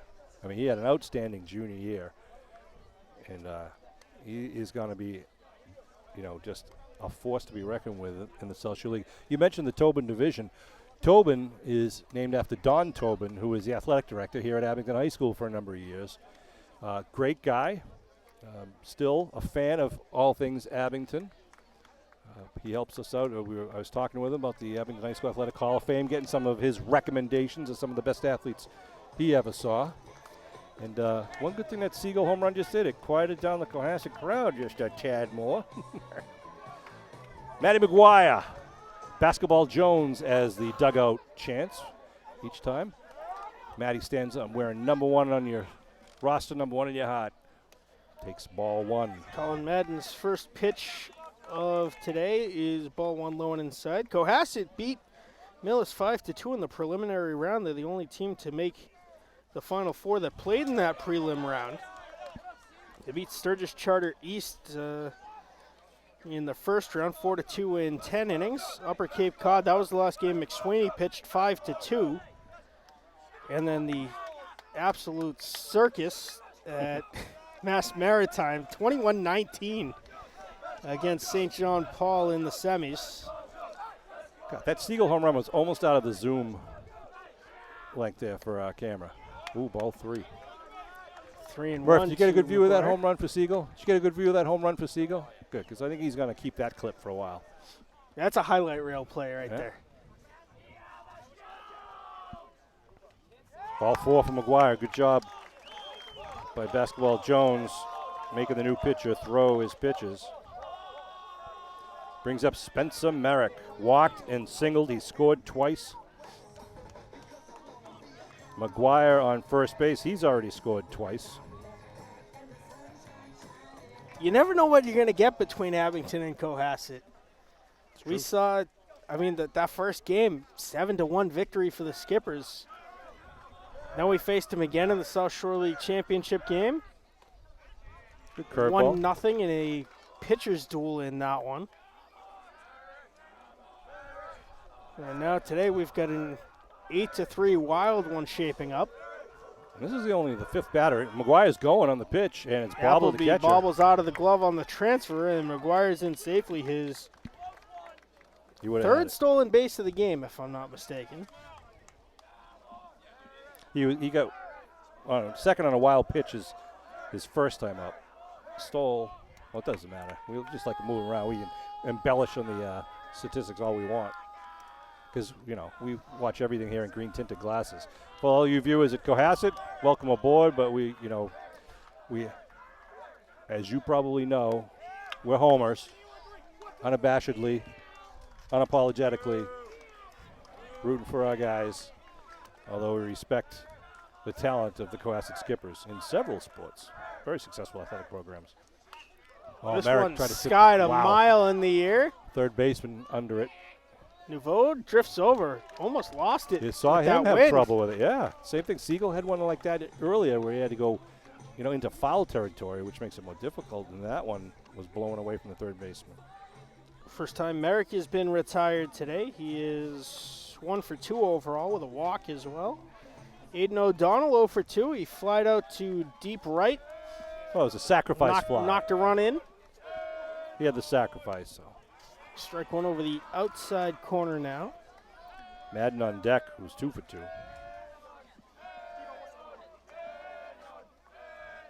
Got one from Colin Madden. This one's tagged out to center. Drifting over is Boy. He'll make the catch, and that will retire the side. But if not most importantly, the Green Wave chased David McSweeney 2 runs on 1 hit. That 1 hit was an absolute rocket out to right center field for Aaron Siegel. An inside the park 2-run home run. It is 8-3. Green Wave heading to the top of the 5th. And right now, Coach Larson is having a meeting with his skippers, and he's saying, hey, we were down 12-5 in the last game. We won it 21-19. 12-3 in the first inning it was 12-3, right. It was 12-5, then all hell broke loose. And so they can score if given the opportunity. Umpire getting both teams back out there on the field. Bottom of 5 here at Abington's Tom Graham Field. Tom Graham Diamond Memorial Field. Shadows starting to encapsulate some of the field. Cooling off a little bit each time I check. 88 degrees now. Tell you, the insight of Coach Tyler Paraxelis is just just very incredible to watch. I'm only saying that because he can hear me right now. He's pretending not to listen to me, but he is good. They have a great coaching staff here with Coach Jim Donahue, who had to drive all the way back from New Hampshire yet again. This was his family vacation week up in New Hampshire, and he's had to apologize to his wife every 48 hours to drive back because the Green Wave just keeps winning. I'm sure he doesn't mind that too much. Of course, Mr. Donahue, along with all of the Paraxelises. Bill Marquardt's also here, the official photographer of Green Wave Nation. He's taken all his photos. He'll be available on his website free of charge. Bill Marquardt is unreal, talented. There's been some classic shots from Marquardt this season. Yeah. Of course, our cameraman, Liam Murphy, Abington Cam intern. So you want to talk about stepping up when the going gets tough. Liam Murphy has been stepping up when the going gets tough. This is his 5th game in the span of 7 days. And we would not be able to bring you this without him standing there at the camera. We thank Liam. Between softball and baseball, the postseason tournaments, we were at it 5 days last week.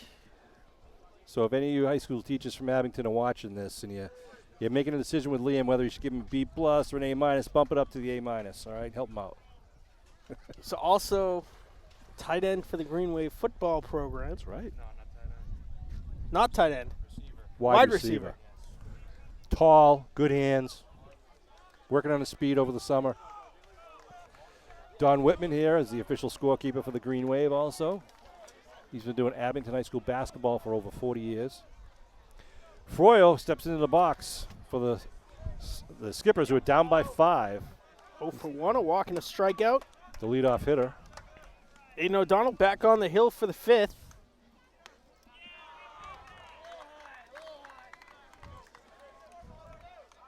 Top of 5, 8-3 Green Wave.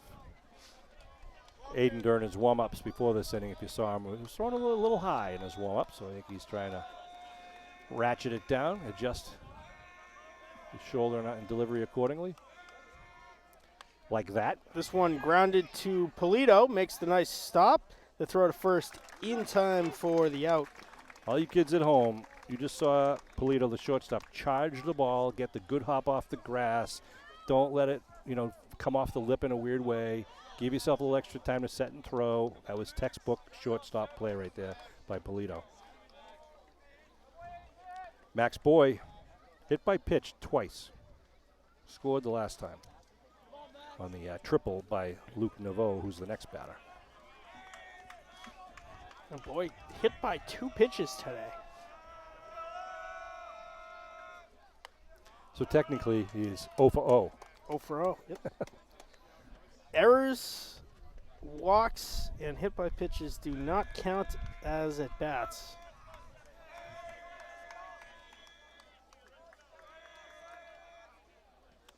There's the old Strike baseball one on trivia. There's like, what is it? Something like 9 ways to get to first base or 7 ways to get to first base. You know, a single, an error, a catcher's balk.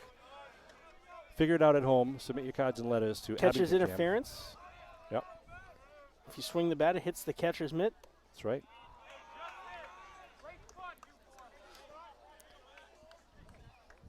Two and one. That wind is still blowing. Thankfully. Out towards center. Yeah. Thankfully. Kind of right to left across your television screen, but also towards center field. That one in the dirt, ball 3. Good block by Merrick. Actually just caught that on the hop. Very good defensive catcher, Spencer Merrick. Best in the South Shore League, if not Eastern Massachusetts. Of course, he's an all-seasons backstop as Yep. he's starting goaltender for the Green Wave hockey team. Said he wouldn't mind being on a sheet of ice today. Nice pitch. Oh, Boy, he That's knew right. that was a strike, but still looked like he was about ready to throw his bat over to the dugout and take first. Full count. he 3 has- balls, 2 strikes. He hasn't swung. He hasn't got on with a hit yet. He's been hit by pitch twice. Payoff pitch from O'Donnell is fouled off out of play. Getting back to Spencer when he said, you know, either whether he's playing hockey goalie or catcher, he's putting on all the equipment. He'd rather be on the ice, but he said he sweats just as much because in hockey Yeah. he's wearing a lot of equipment, and here as a catcher he's wearing a lot of equipment. But that's who he is, and he's damn good at it. Payoff pitch. It's high ball 4. Merrick will chase it to the backstop. Boy sprinting down to first. He's not going to risk it. Good hustle by Merrick to get back there and prevent an extra base. So Boy hasn't really earned first base yet. He's 0 for 0. Yeah, 0 for 0 with 2 hit by pitch and a walk now. But hey, I mean, that's what you want is the runner. But Luke. he'll take it. Luke Naveau absolutely tagged one last time up to deep left field. A triple. He's 2 for 2. He also singled back in the first. That was to the right side.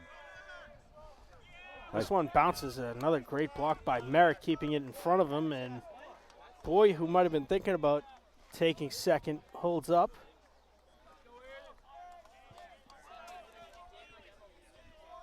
One and 0 with 1 out, 1 runner on. Naveau looks at a high strike. High ball. 2-0. Timeout called. His assistant coach Tyler Paraxis going to go talk to his junior hurler on an 89-degree day, or at least it's 89 right now. It was over 90 when we started. Green Wave up 8-3 here in the Division 4 South Final. They will play the winner of the North Final, which is already concluded, so we know that the winner of this game is going to be playing St. Joseph Prep, who just beat Rockport 6-5 about an hour ago. Either Abington or Cohasset, whoever wins this game, will play host to that game, likely this Wednesday, weather permitting and with confirmation from both teams in the MIAA.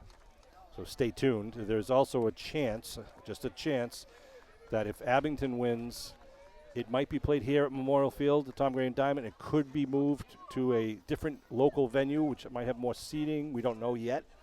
So stay tuned. If you follow Twitter, follow the Abington Athletic Director, Peter Serino, at Abington AD on Twitter. Here we go. Back to the action. 2-0 is the count. Good Swing and pitch. miss. Strike to Naveau. Naveau was looking for his 3rd hit of the game there. You give Sean Riley a follow on Twitter too. He's as the Green Wave's biggest cheerleader. Try not to be officially. too controversial. All the latest scheduling information is there. Nice. There's strike 2 to Naveau. Beautiful, like right on the top of the knees. Fastball. Just throws the batter, makes it a 2-2. Comes out of a 2-0 to a 2-2.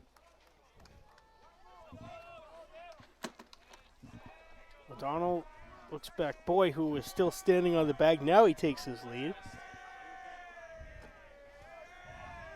Boy holds. Ball 3 in the dirt. Full count. Another phenomenal stop by Merrick. If you are a Little League catcher, you should just come to a game and watch Spencer Merrick play catcher.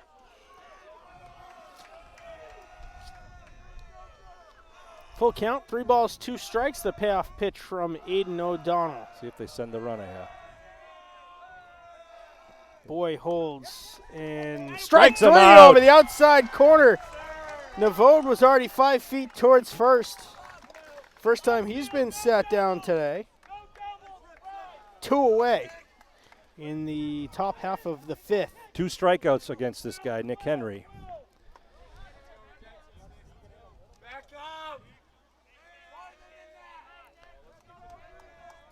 Man on first with 2 outs. Oh, it's Strike nice. 1 on that nasty 12-6 curveball. Just looks like it's going to fade outside and then just kind of twists and turns into the strike zone. Tobin is justified towards left field. He might want to take a few steps over to right with the lefty batter Henry up. This one is skied out to shallow center. Tobin Right at Tobin. drifts in a little bit, but makes the catch for the 3rd out. The Abington of coaches the know inning. something we don't, huh? Went right at Tobin where he was positioned there for the 3rd out. So 4 batters. No 3 runs, no outs. hits, no errors. The Green Wave lead it 8-3, heading to the bottom half of the 5th frame. 7, 8, 9 hitters due up. Steven Madden will lead off. He's 2 for 2 with 3 runs batted in and 1 run scored. Eddie Riley is due up second. Henry Rogers will bat 3rd. Looks like Colin Madden returning to the hill in relief of McSweeney, who was chased last inning. Good job by O'Donnell and his teammates, too. They've only Cohasset left 4 runners on base. They haven't been able to get a lot of runners on base, except for that, that 3rd inning when they scored the 3 on the triple. Green Wave have been pretty good at, defensively and off the mound.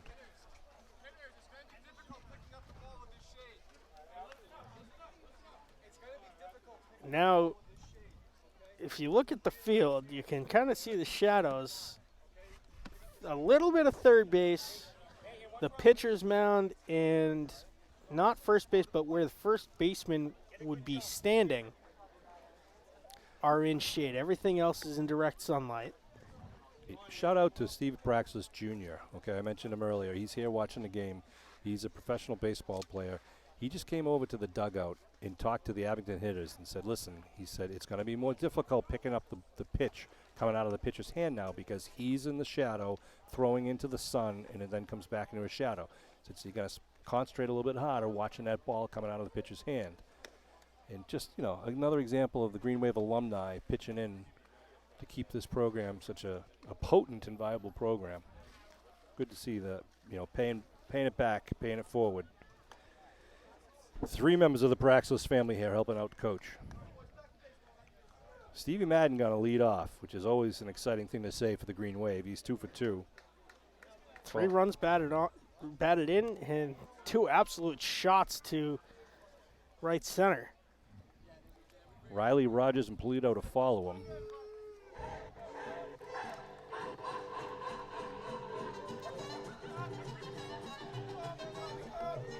Very appropriate song for Steven Madden. He's been a charging bull up there at the plate. And it's going to be his first time facing the new pitcher. Hot Swings. grounder down to third, Fair fair bend. ball, and that's going to be 3 for 3 for Madden with 3 singles. Kid gets it done. First pitch, single. Eddie Riley reached first on an error, has also struck out looking. 0 for 1 overall. Madden's going to pitch from the stretch now. Colin Madden for the Skippers, with Steve Madden on first for the Green Wave. Pickoff. There's Low. also a Ryan Madden on the Skippers roster. That's right. He's a junior third baseman, wearing number 2. I think we saw him. We saw him run courtesy early. run earlier. Yep. Ed Riley into the box, wearing number 15 for the Green Wave baseball team. Going. Oh, nice job by Riley. Right into right Hit center and run. field. And Madden's going to turn for third. Textbook. Runners on the corners. Oh, that was pretty. That was pretty. You send the runner. The second baseman's got to cover, so the batter knows he's got a big hole on the right side, and Eddie Perfectly just executed put the bat hit out and there. run. Almost hit the runner, and for those of you who don't know, if a batted ball hits the runner, You're out. You're out. Right. So good job by Madden to keep his eyes where the ball was. So he's on third now. Riley on first. So runners on the corners, no outs for Henry Rogers, who's 0 for 2 today. Riley's going to hold, but with about a 20-foot secondary lead there at first. It's only a matter of time before he's standing on second. Rogers grounded to the shortstop last time, but again, that was against a different pitcher, so different timing here. Good look by Rogers. Saw his family members here in attendance once again. Toto to Rogers, who I'm hearing his name might be Cheeseball. Here he goes, Riley runner. takes off. No The throw. throw to third. Madden dives back safely. The ball got through. Not enough for an advancement. Stolen base for Riley. That was a design play for the Skippers. 3-0 on the scoreboard. Rogers steps in, see if he no outs might take this pitch to get the green light. Everyone in on the grass. Ball 4. Ball 4. Good Bases job. loaded. The 7, 8, 9 hitters all reach base for the Green Wave in the bottom of the fifth. John Polito. He's 1 for 3, a single, a strikeout, and a ground out to second. Infield. Load At least up the corners are- bases. That's one of the songs they were playing before the game. Yeah. Load up the bases. Middle infield also moves in. You thought they might be a double play depth with the corners in. Now everybody's on the grass. that's- That one's going to be trouble. Albanese flips to first. The run scores. And Riley to third, Rogers to second. Make it 9-3 in favor of the Green Wave. On the sack grounder from Polito.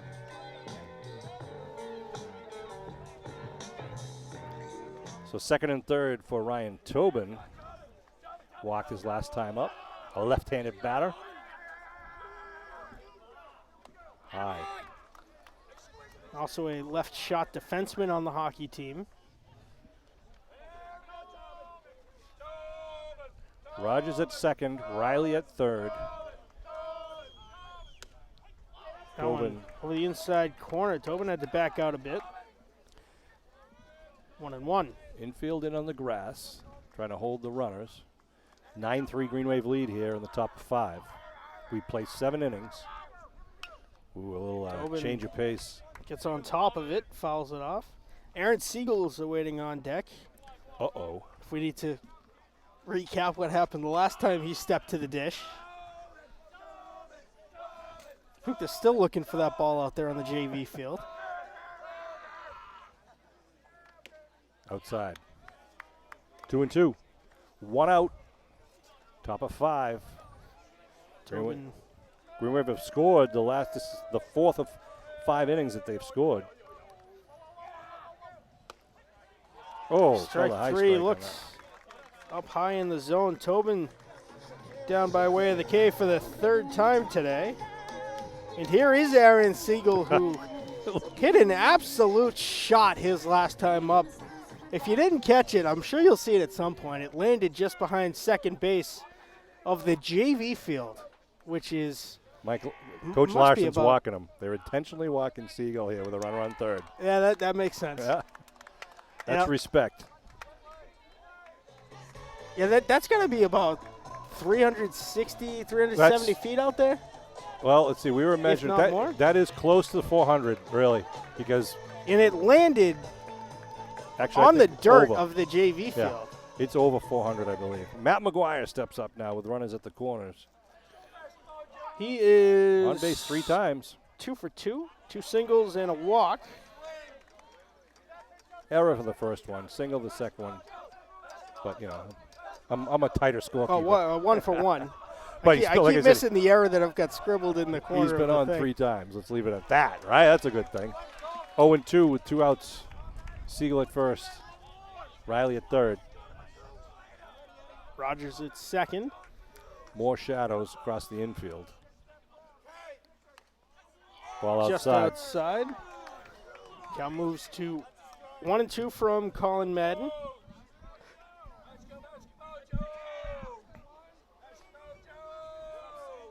Colin Madden from the stretch.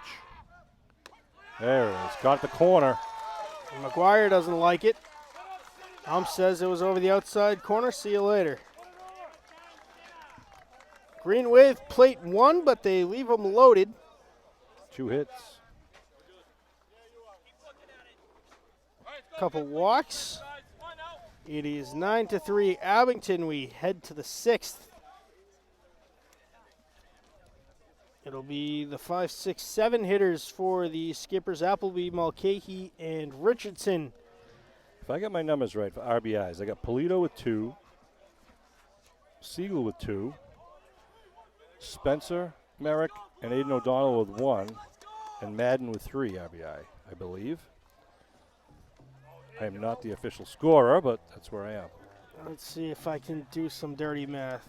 Madden's got 3. Merrick has 2. Merrick has 2? Okay, I had O'Donnell with 1 and Merrick with 1. But we'll watch the game tape. I think everyone should watch the Abington Cohasset game tape and do your scoring at home. Siegel's got 2.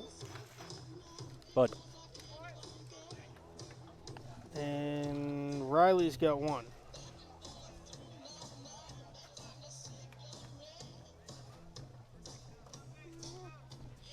O'Donnell returns to the hill for the 6th frame. Having a good afternoon. again, unofficial scoring. 8 strikeouts for O'Donnell. That much we know for sure. 3 in the first, 1 in the second, 1 in the third, 2 in the fourth, 1 in the fifth. It should add up And to the more than average. half have been backwards looking on that nasty curve. Well, 1, 2, 3, 4, 5 out of 8 been caught looking. Appleby, Mulcahy, Richardson, and maybe Albanese will be the batters. Appleby, the catcher, steps up the junior. Caught looking and singled to right center. 1 for 2 overall.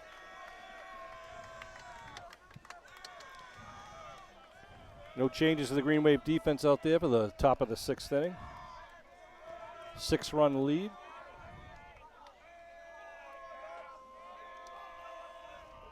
We only started to see some changes defensively in that Bishop Connolly game once it was like a 15-run lead. McGuire, the first baseman, actually a third base, first base, and pitcher all in the shadows now.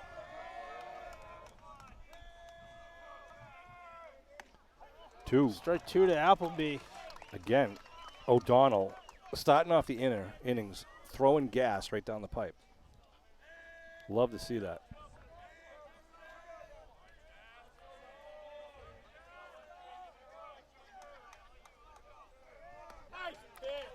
Look Thought they had good it. on the slider, but just outside. That was a good pitch. That was something the batter was going to have to chase. Perfectly placed. That's a good place to miss. If Appleby got a piece of it, it's off the very end of the bat and probably a ground ball. Ball and 2 strikes. Swing Yes, foul, and a strike foul 3. tip into the mitt for strike 3. Appleby not happy. He's struck out for the 2nd time today. Bernie Mulcahy is 0 for 2. He grounded out to 2nd and right back to Aiden O'Donnell on the mound. Line drive to Aiden. Caught it with his rib cage. Made the toss over. Didn't. Oh, it was Travis McKean who grounded back in. O'Donnell reached down and grabbed it. Yep. Strike 1. the great thing about baseball, unlike a lot of other sports, is your size doesn't really matter. It's your talent. Whether football, it's going to be big or fast. Basketball, same thing. It's got to be quick or tall. Baseball, you got different size guys out there who have different parts of the team that they all contribute. You got you saw Cohasset's pitchers is 6'4" lefty who throws heat, and we've got O'Donnell, smaller stature, but he is throwing a whale of a game here for the Green Wave. Say the same thing about every infielder and outfielder out there. You want to play baseball, you practice, you'll learn your spot. I'll get off my pedestal.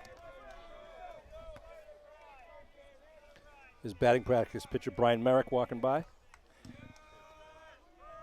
Oh, nice pitch. There's a nasty 12-6 curveball. The second strikeout of the inning for Aiden O'Donnell. 10th of the game. Wow. That means everybody gets free french fries, right? That was a knee buckler. Oof. Will Richardson, the third batter, coming up. He's already struck out twice, and he's looked at it both times. This one chopped off the plate foul. 0-1. Richardson wears number 24 for the Skippers.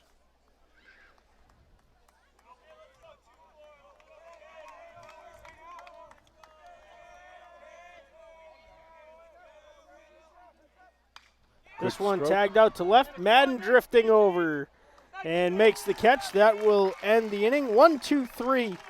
In order go the Skippers in the sixth. That was a Two good pitch. strikeouts for O'Donnell.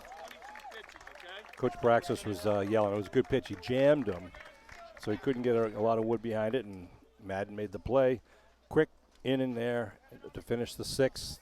Bodes well for the Green Wave. 10 strikeouts on the day for Aiden O'Donnell as we'll head to the bottom of the sixth. It will be Spencer Merrick, Aiden O'Donnell, and Stephen Madden due up. Oh, just what Cohasset needs. Wow. And that's not the heart of the order, believe it or not. That's the 5, 6, 7 hitters for Abington today. Colin Madden will return to the hill for Cohasset.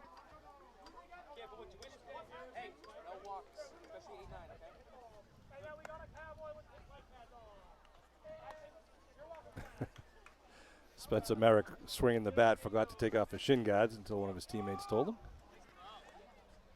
The sophomore catcher. Be interesting to try to run down to first base. Yeah. Trying to hustle out a grounder with the shin guards on. Spencer's his father was a catcher for the Holy Cross Crusaders. And I didn't get a chance to see him play. I also went to Holy Cross, as did Spencer's mother, Missy Merrick. Brian played for the Crusaders, a dynamite catcher, and we were talking just yesterday when we were down here, and he cranked one at the Holy Cross home field. It landed on Route I-290, and if you're familiar with the Holy Cross campus, that is a bomb. It's an absolute bomb out left center, and that tells you some of the baseball lineage that Spencer Merrick has in his veins there. And we've seen shots like that from this kid who's only a sophomore. There was no argument when we were in West Bridgewater who's the best catcher in the family. No, I mean, he's learned a lot from his dad and from his teammates. And, I mean, it's every parent's wish is that their kids be better and more successful and happier than they were. And I got to think Spencer's well on the way to that right now. First pitch to Merrick is upstairs, ball 1. Speaking of Holy Cross, anytime I see, Sean Riley's driving around town, when you see the white SUV with the Holy Cross sticker on the back, looks an awful lot like the Montreal Canadiens logo. I'm a homer. I'm proud of my purple and my green. Of course, the Canadiens off to the Stanley Cup final. Yeah. First time in a long time. I would have loved to see a Bruins-Canadiens Stanley Cup final. It's been a long time. 1-2 to Spencer. Let's go, Spencer. I talked you up. Let's see it happen here. Big gap in right center, and that's ball 2 outside. Good eye. Sun still toying with the right fielder if he has to go a little bit to his right. Even Mulcahy a little bit at first is right on the Yeah. Sun shade line. I think he's intentionally standing in the shade. But if he has to go back and look up, he might get a little sun in his eye. Another ball. One upstairs. Count moves full. 3 balls, 2 strikes. Payoff pitch coming from Colin Madden, the junior. That's Nice job. ball 4 just inside. Appleby tried to get the ump to go his way by coming up looking like he was going to throw down the third to celebrate the strikeout, but Merrick's got a real good optical nerve and gets that. Reached for the 3rd time today. 2 walks and a single. Aiden O'Donnell flew out to deep center and deep right, along with a strikeout. 0 for 3 overall. Tommy Boyle pinch running at first base right now for the Green Wave. Some more speed out there. Strike 1 inside. Appleby couldn't squeeze it. O'Donnell was a little off balance on that one too. He'll look for the next one. Healthy lead at first for Boyle. He'll take good. off. The throw down from Appleby is Ooh, good throw. in time for the out. That was actually a little bit of luck. The shortstop just held his glove where he wanted the ball and it bounced right into it. Boyle with a pretty good jump, but out at second.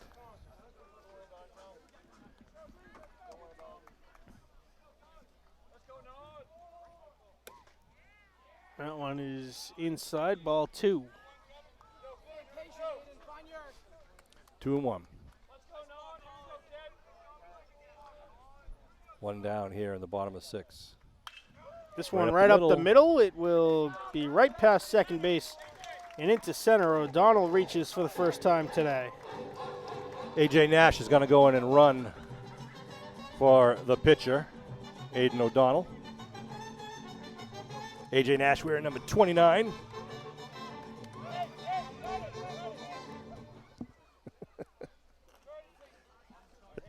They had to shut off the walk-up music for Madden just so they could announce the pinch runner. Here is the Raging Bull, Stephen Madden.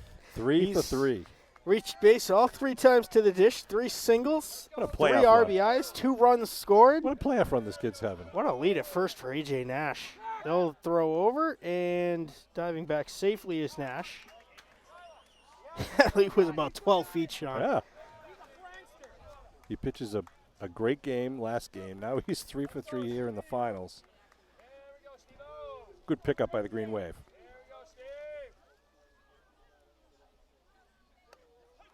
Looks at strike 1. Appleby pump fakes down to first. Steve is challenging his mother for the crown of best high school athlete in the family. We'll see. Big lead at first. Nash holds. This one is lined to second. Albanese makes the play, almost overthrows second. And Madden will reach on the fielder's choice. He's 4 for 4.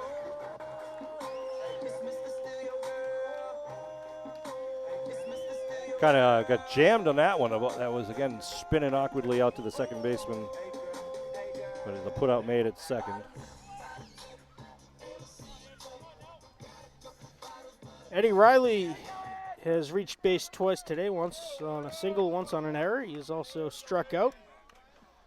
1 for 2 overall. This one right down the third base line. Nevode picks it up. Whoa. The long throw is a little bit wide left, but in time for the out. No runs, 1 hit, no errors.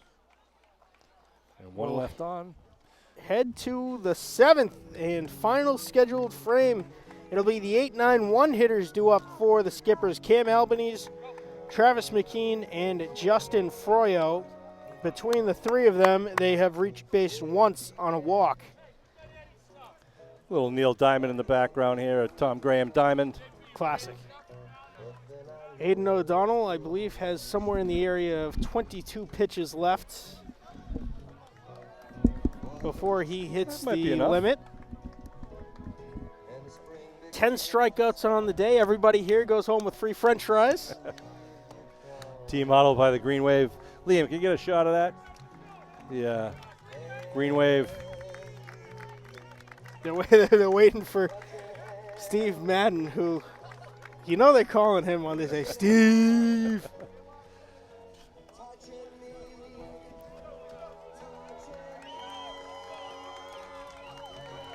All right. They'll take the field all together for the 7th and final scheduled frame. It is 9-3 Abington in the Division 4 South Sectional Final. All South Shore League Tobin Division affair today. Unreal. Good to see. These guys, you talking to some of these guys and talking to their parents and even reading the newspapers, Abington has fun. These kids really like playing with playing together as a team. They have their pasta parties. They get to joke. When someone's having a bad game, they bring each other up. They really enjoy the game of baseball, and that's important. You got to stay loose in this game, and they got a good thing going right now. They got a little mojo running, and 3 more outs, and they're going to be playing in the Eastern Mass Championship, 1 game away from a potential state final.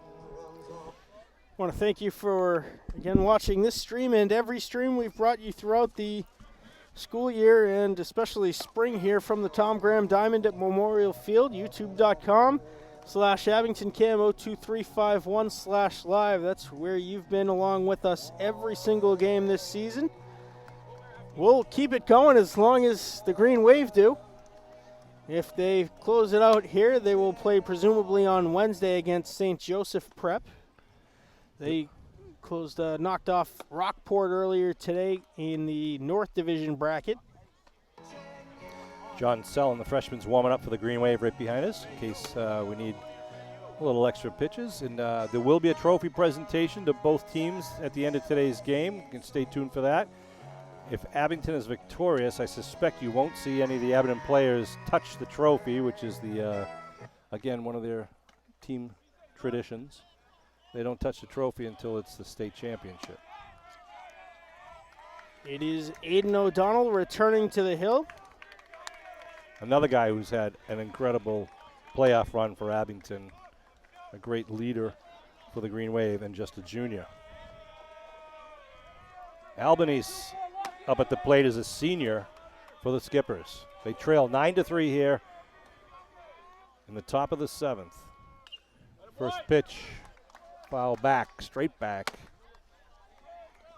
Albanese is 0 for 2, strikeout looking, and a ground out to Siegel at third.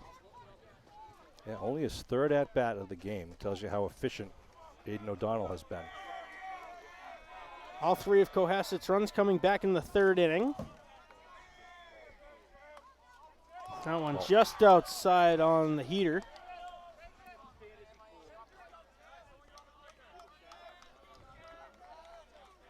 9-3 Green Wave lead here in the Division 4 South Final. 3rd time that Abington's played against Cohasset here at the Tom Graham Diamond this season. There's a strike on the slider at the knees. Cohasset thought that was low. Season series is tied 1-1. The all-important rubber match for the right to go on to the state tournament. This one good. Reached out and just solid contact. McGuire had a hit like that earlier where he just stuck the bat out and got a solid piece. Number 9 batter, Travis McKean, stepping up 0 for 2. Shortstop and right back to the mound.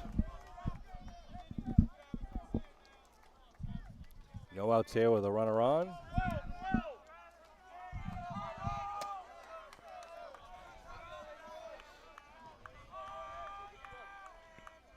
O'Donnell from the stretch. Right fastball is strike 1.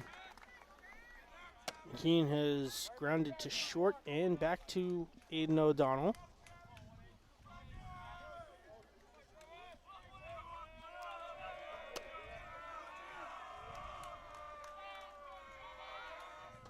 Albanese holds, strike 2. 0-2 count to McKean. No outs. Top of 7. Abington hopes this is Cohasset's last at bat.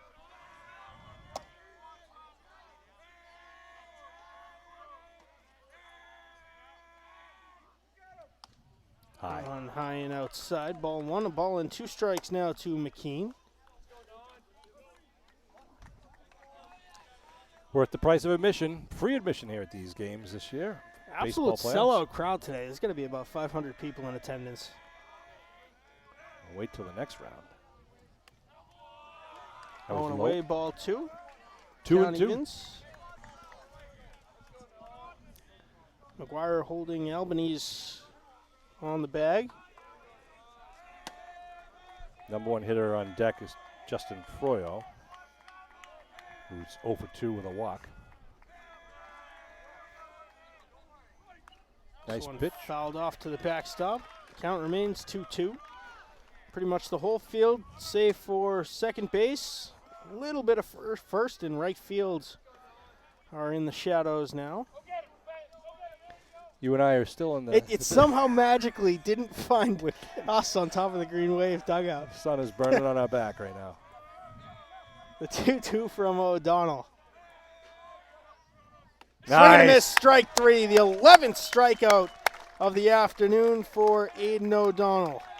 Good cut by McKean, but couldn't get around on it. And it brings Froyo up now with 1 down.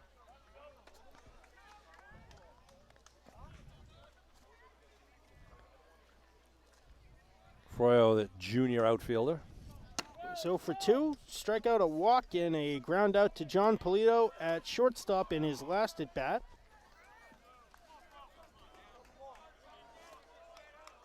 Max Boy is awaiting on deck.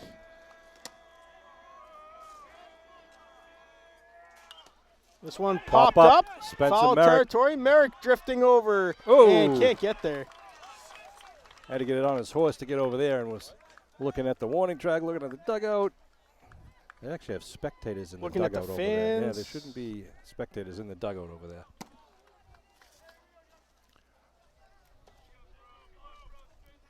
If we were losing, I'd say something. Strike 1 to Froyo. Next boy's on deck. He has not recorded an at bat today, Hit by pitch twice. and yet he's batted. reached base all 3 times. The next batter, yeah. O'Donnell from the stretch.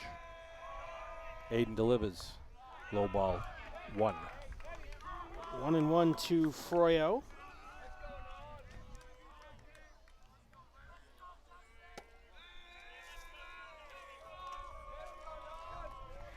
Albany still on first.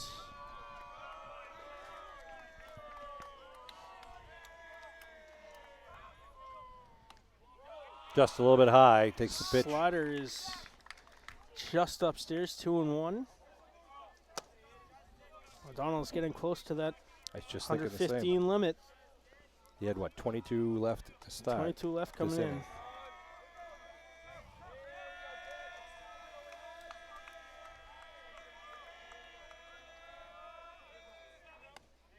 Good Swing and a pitch. miss, 2-2.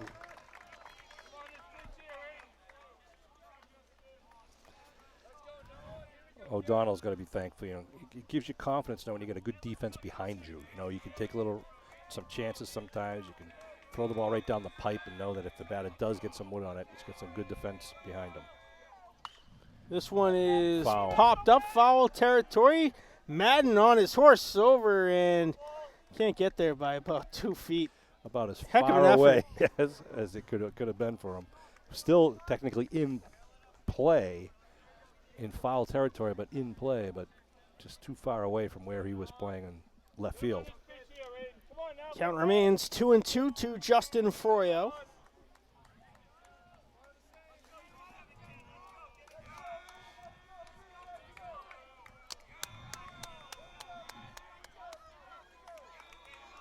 Watch out for that 12-6 curve here. Aiden taking the deep breath, lets it go. There it is. Oh! Strike 3! Boom goes a dynamite. What a pitch. That's a call if I've ever seen one. Wow. Let the record show that I am behind the catcher and cannot see the signals. You can it's almost like Aiden could say, I'm throwing it right now, and you're not going to be able to hit this thing. Oh, it's absolutely disgusting. He could tell you exactly where it's going to end up, and you won't be able to hit it. Well, isn't this kind of poetic here? Boy, who hasn't got a hit yet. Runner Albany goes. takes off, fouled off out of play.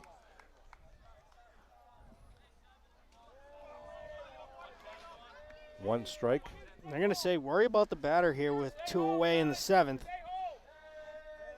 That was the 12th strikeout of the day for Aiden O'Donnell. I think that was his 110th pitch right there. So he's got 5 more pitches with 2 outs And here. he's allowed to finish the batter. Yeah. Runner goes Albany again. takes off.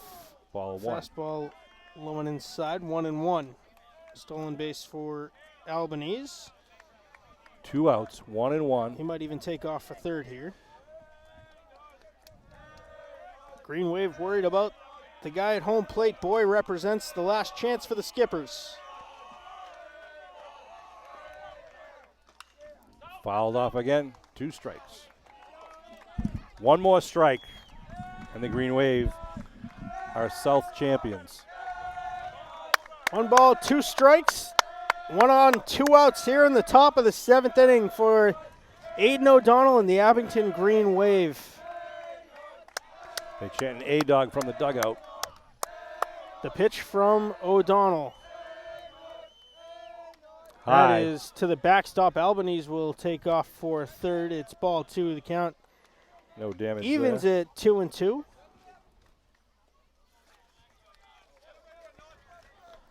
Deuce is wild. 2 balls, 2 strikes, 2 outs. Max Boy is the last chance for the Skippers.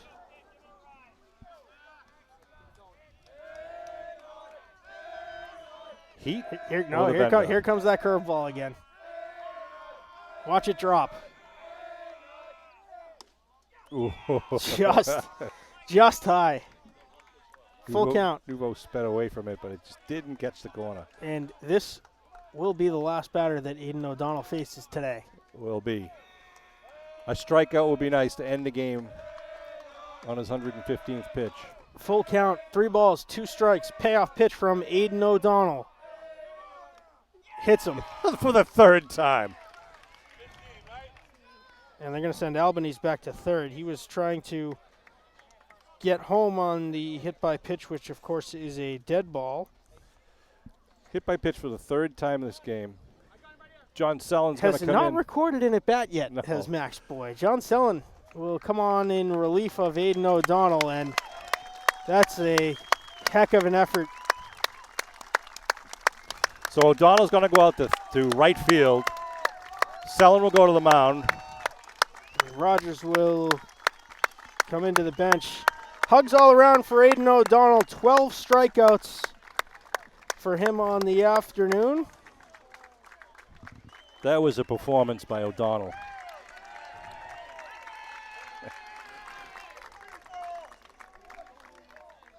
He gave up. I got 4 hits. Counting the one that just in this inning. 4 hits on the day for Cohasset. And only the 3 runs. And that was off the big triple. Yep, I by guess Luke. 4 hits, 3 hit batsmen, and 1 walk. 2 walks. Luke Nouveau will be the next batter. He singled, he tripled deep to left, and then got caught looking last time up. But he's now got to adjust to Sellen's velocity and the junk he's going to be throwing. Someone's had a couple of good appearances Yeah. this year. He's only hurled a couple of times, once against Middleborough in the South Shore League title game. Pitched excellently in relief in that one. And he's a lefty, which is a whole different look for the batter. Abington infield is actually the entire defense is huddled around Aiden O'Donnell on the second base area, congratulating him and talking it up, hoping they can get one more quick out here with Sellen's arm on the mound. So O'Donnell responsible for Albanese and Boy. Boy will be on third. Boy will be on first. Albanese on third. And Luke Nouveau, the third baseman, Skippers need 6 to extend. is a sophomore.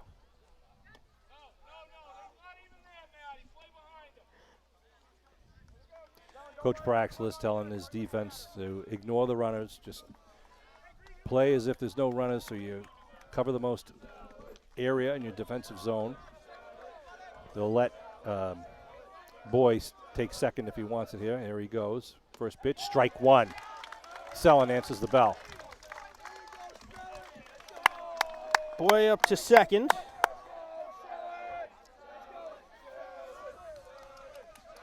Second pitch from Sellen is low and inside, 1-1. Merrick with a nice block. Stares down the runner at third. Don't even think about it. Thank you very much. Nick Henry's on deck if it gets that far. This one is upstairs and outside, ball 2.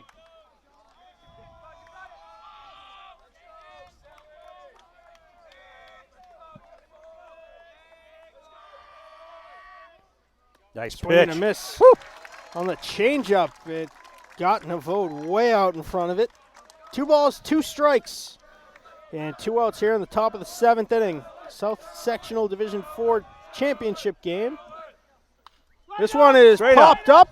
Merrick drifts over, Sellen's going for it. Merrick's there. Ooh, and a collision. and the ball popped out. It did. Both guys, look at Sellen all the way over there. Trying to make that play. One of the guys got a glove on it, but they collided as they were both there when the ball came down. Little scare right there for Coach Braxlis with his all-star catcher and his relief pitcher. Count remains 2-2. Luke Navode down to his last strike. The Skippers down to their last out. John Sellen on in relief of Aiden O'Donnell, who threw a tremendous game today. Ball 3. All right, I love this. Full count. 2 outs. 7th inning. A strikeout or an out gives the championship to the Green Wave.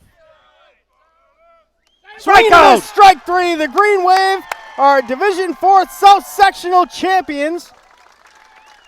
Wow. And they will go on to face St. Joseph Prep in the Eastern Mass title game.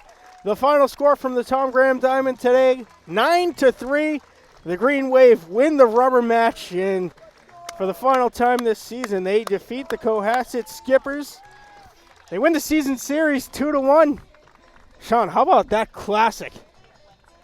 It was a great game, a great effort. You know, Aiden O'Donnell, just all-star performance from the mound. Look at this. Out at second base, the team's having a great time. Brady Christopher out there in his crutches. Madden, big at the plate again. You know, guys Sellen coming in and just shutting it down, one batter. Just outstanding, again, team performance. But the team saluting each other. I got to take a break and get on the microphone as we present the trophies to the champion and the runner-up. So it's all you, Matt. Well, it was Aiden O'Donnell carrying the Green Wave today at 12 strikeouts for him. He goes up to David McSweeney and Max Boy over on the Skipper's side and gets a few accolades for the Green Wave pitcher.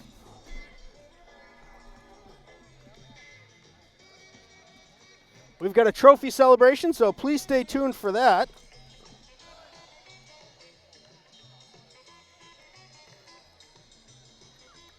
The Skippers and the Green Wave have done battle here 3 times.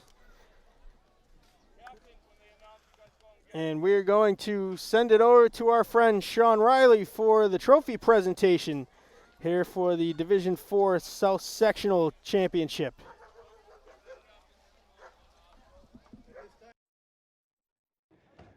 We'd like to make the trophy presentations to our 2 finalists of the Division 4 South Championship. First, we want to congratulate the Cohasset Skippers on a great season. They will now accept the runner-up trophy from Assistant Athletic Director Kate Casey. Will the captains for Cohasset Skippers please accept your trophy on behalf of your team.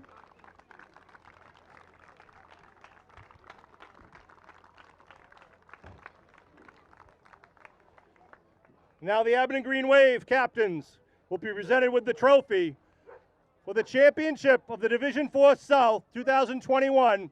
Ladies and gentlemen, the Abington Green Wave.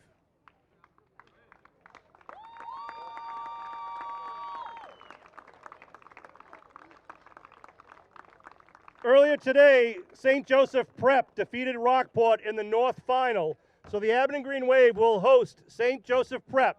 The game will likely be played on Wednesday afternoon or evening. The exact time and location, it could be here at Memorial Field, it could be at another local stadium, but Abington will be the home team. Please stay tuned. The athletic department and the baseball team will get that information out to you as soon as all of it is available and approved through the MIAA. Once again, congratulations to Cohasset, and congratulations to the D4 South champions, the Abington Green Wave.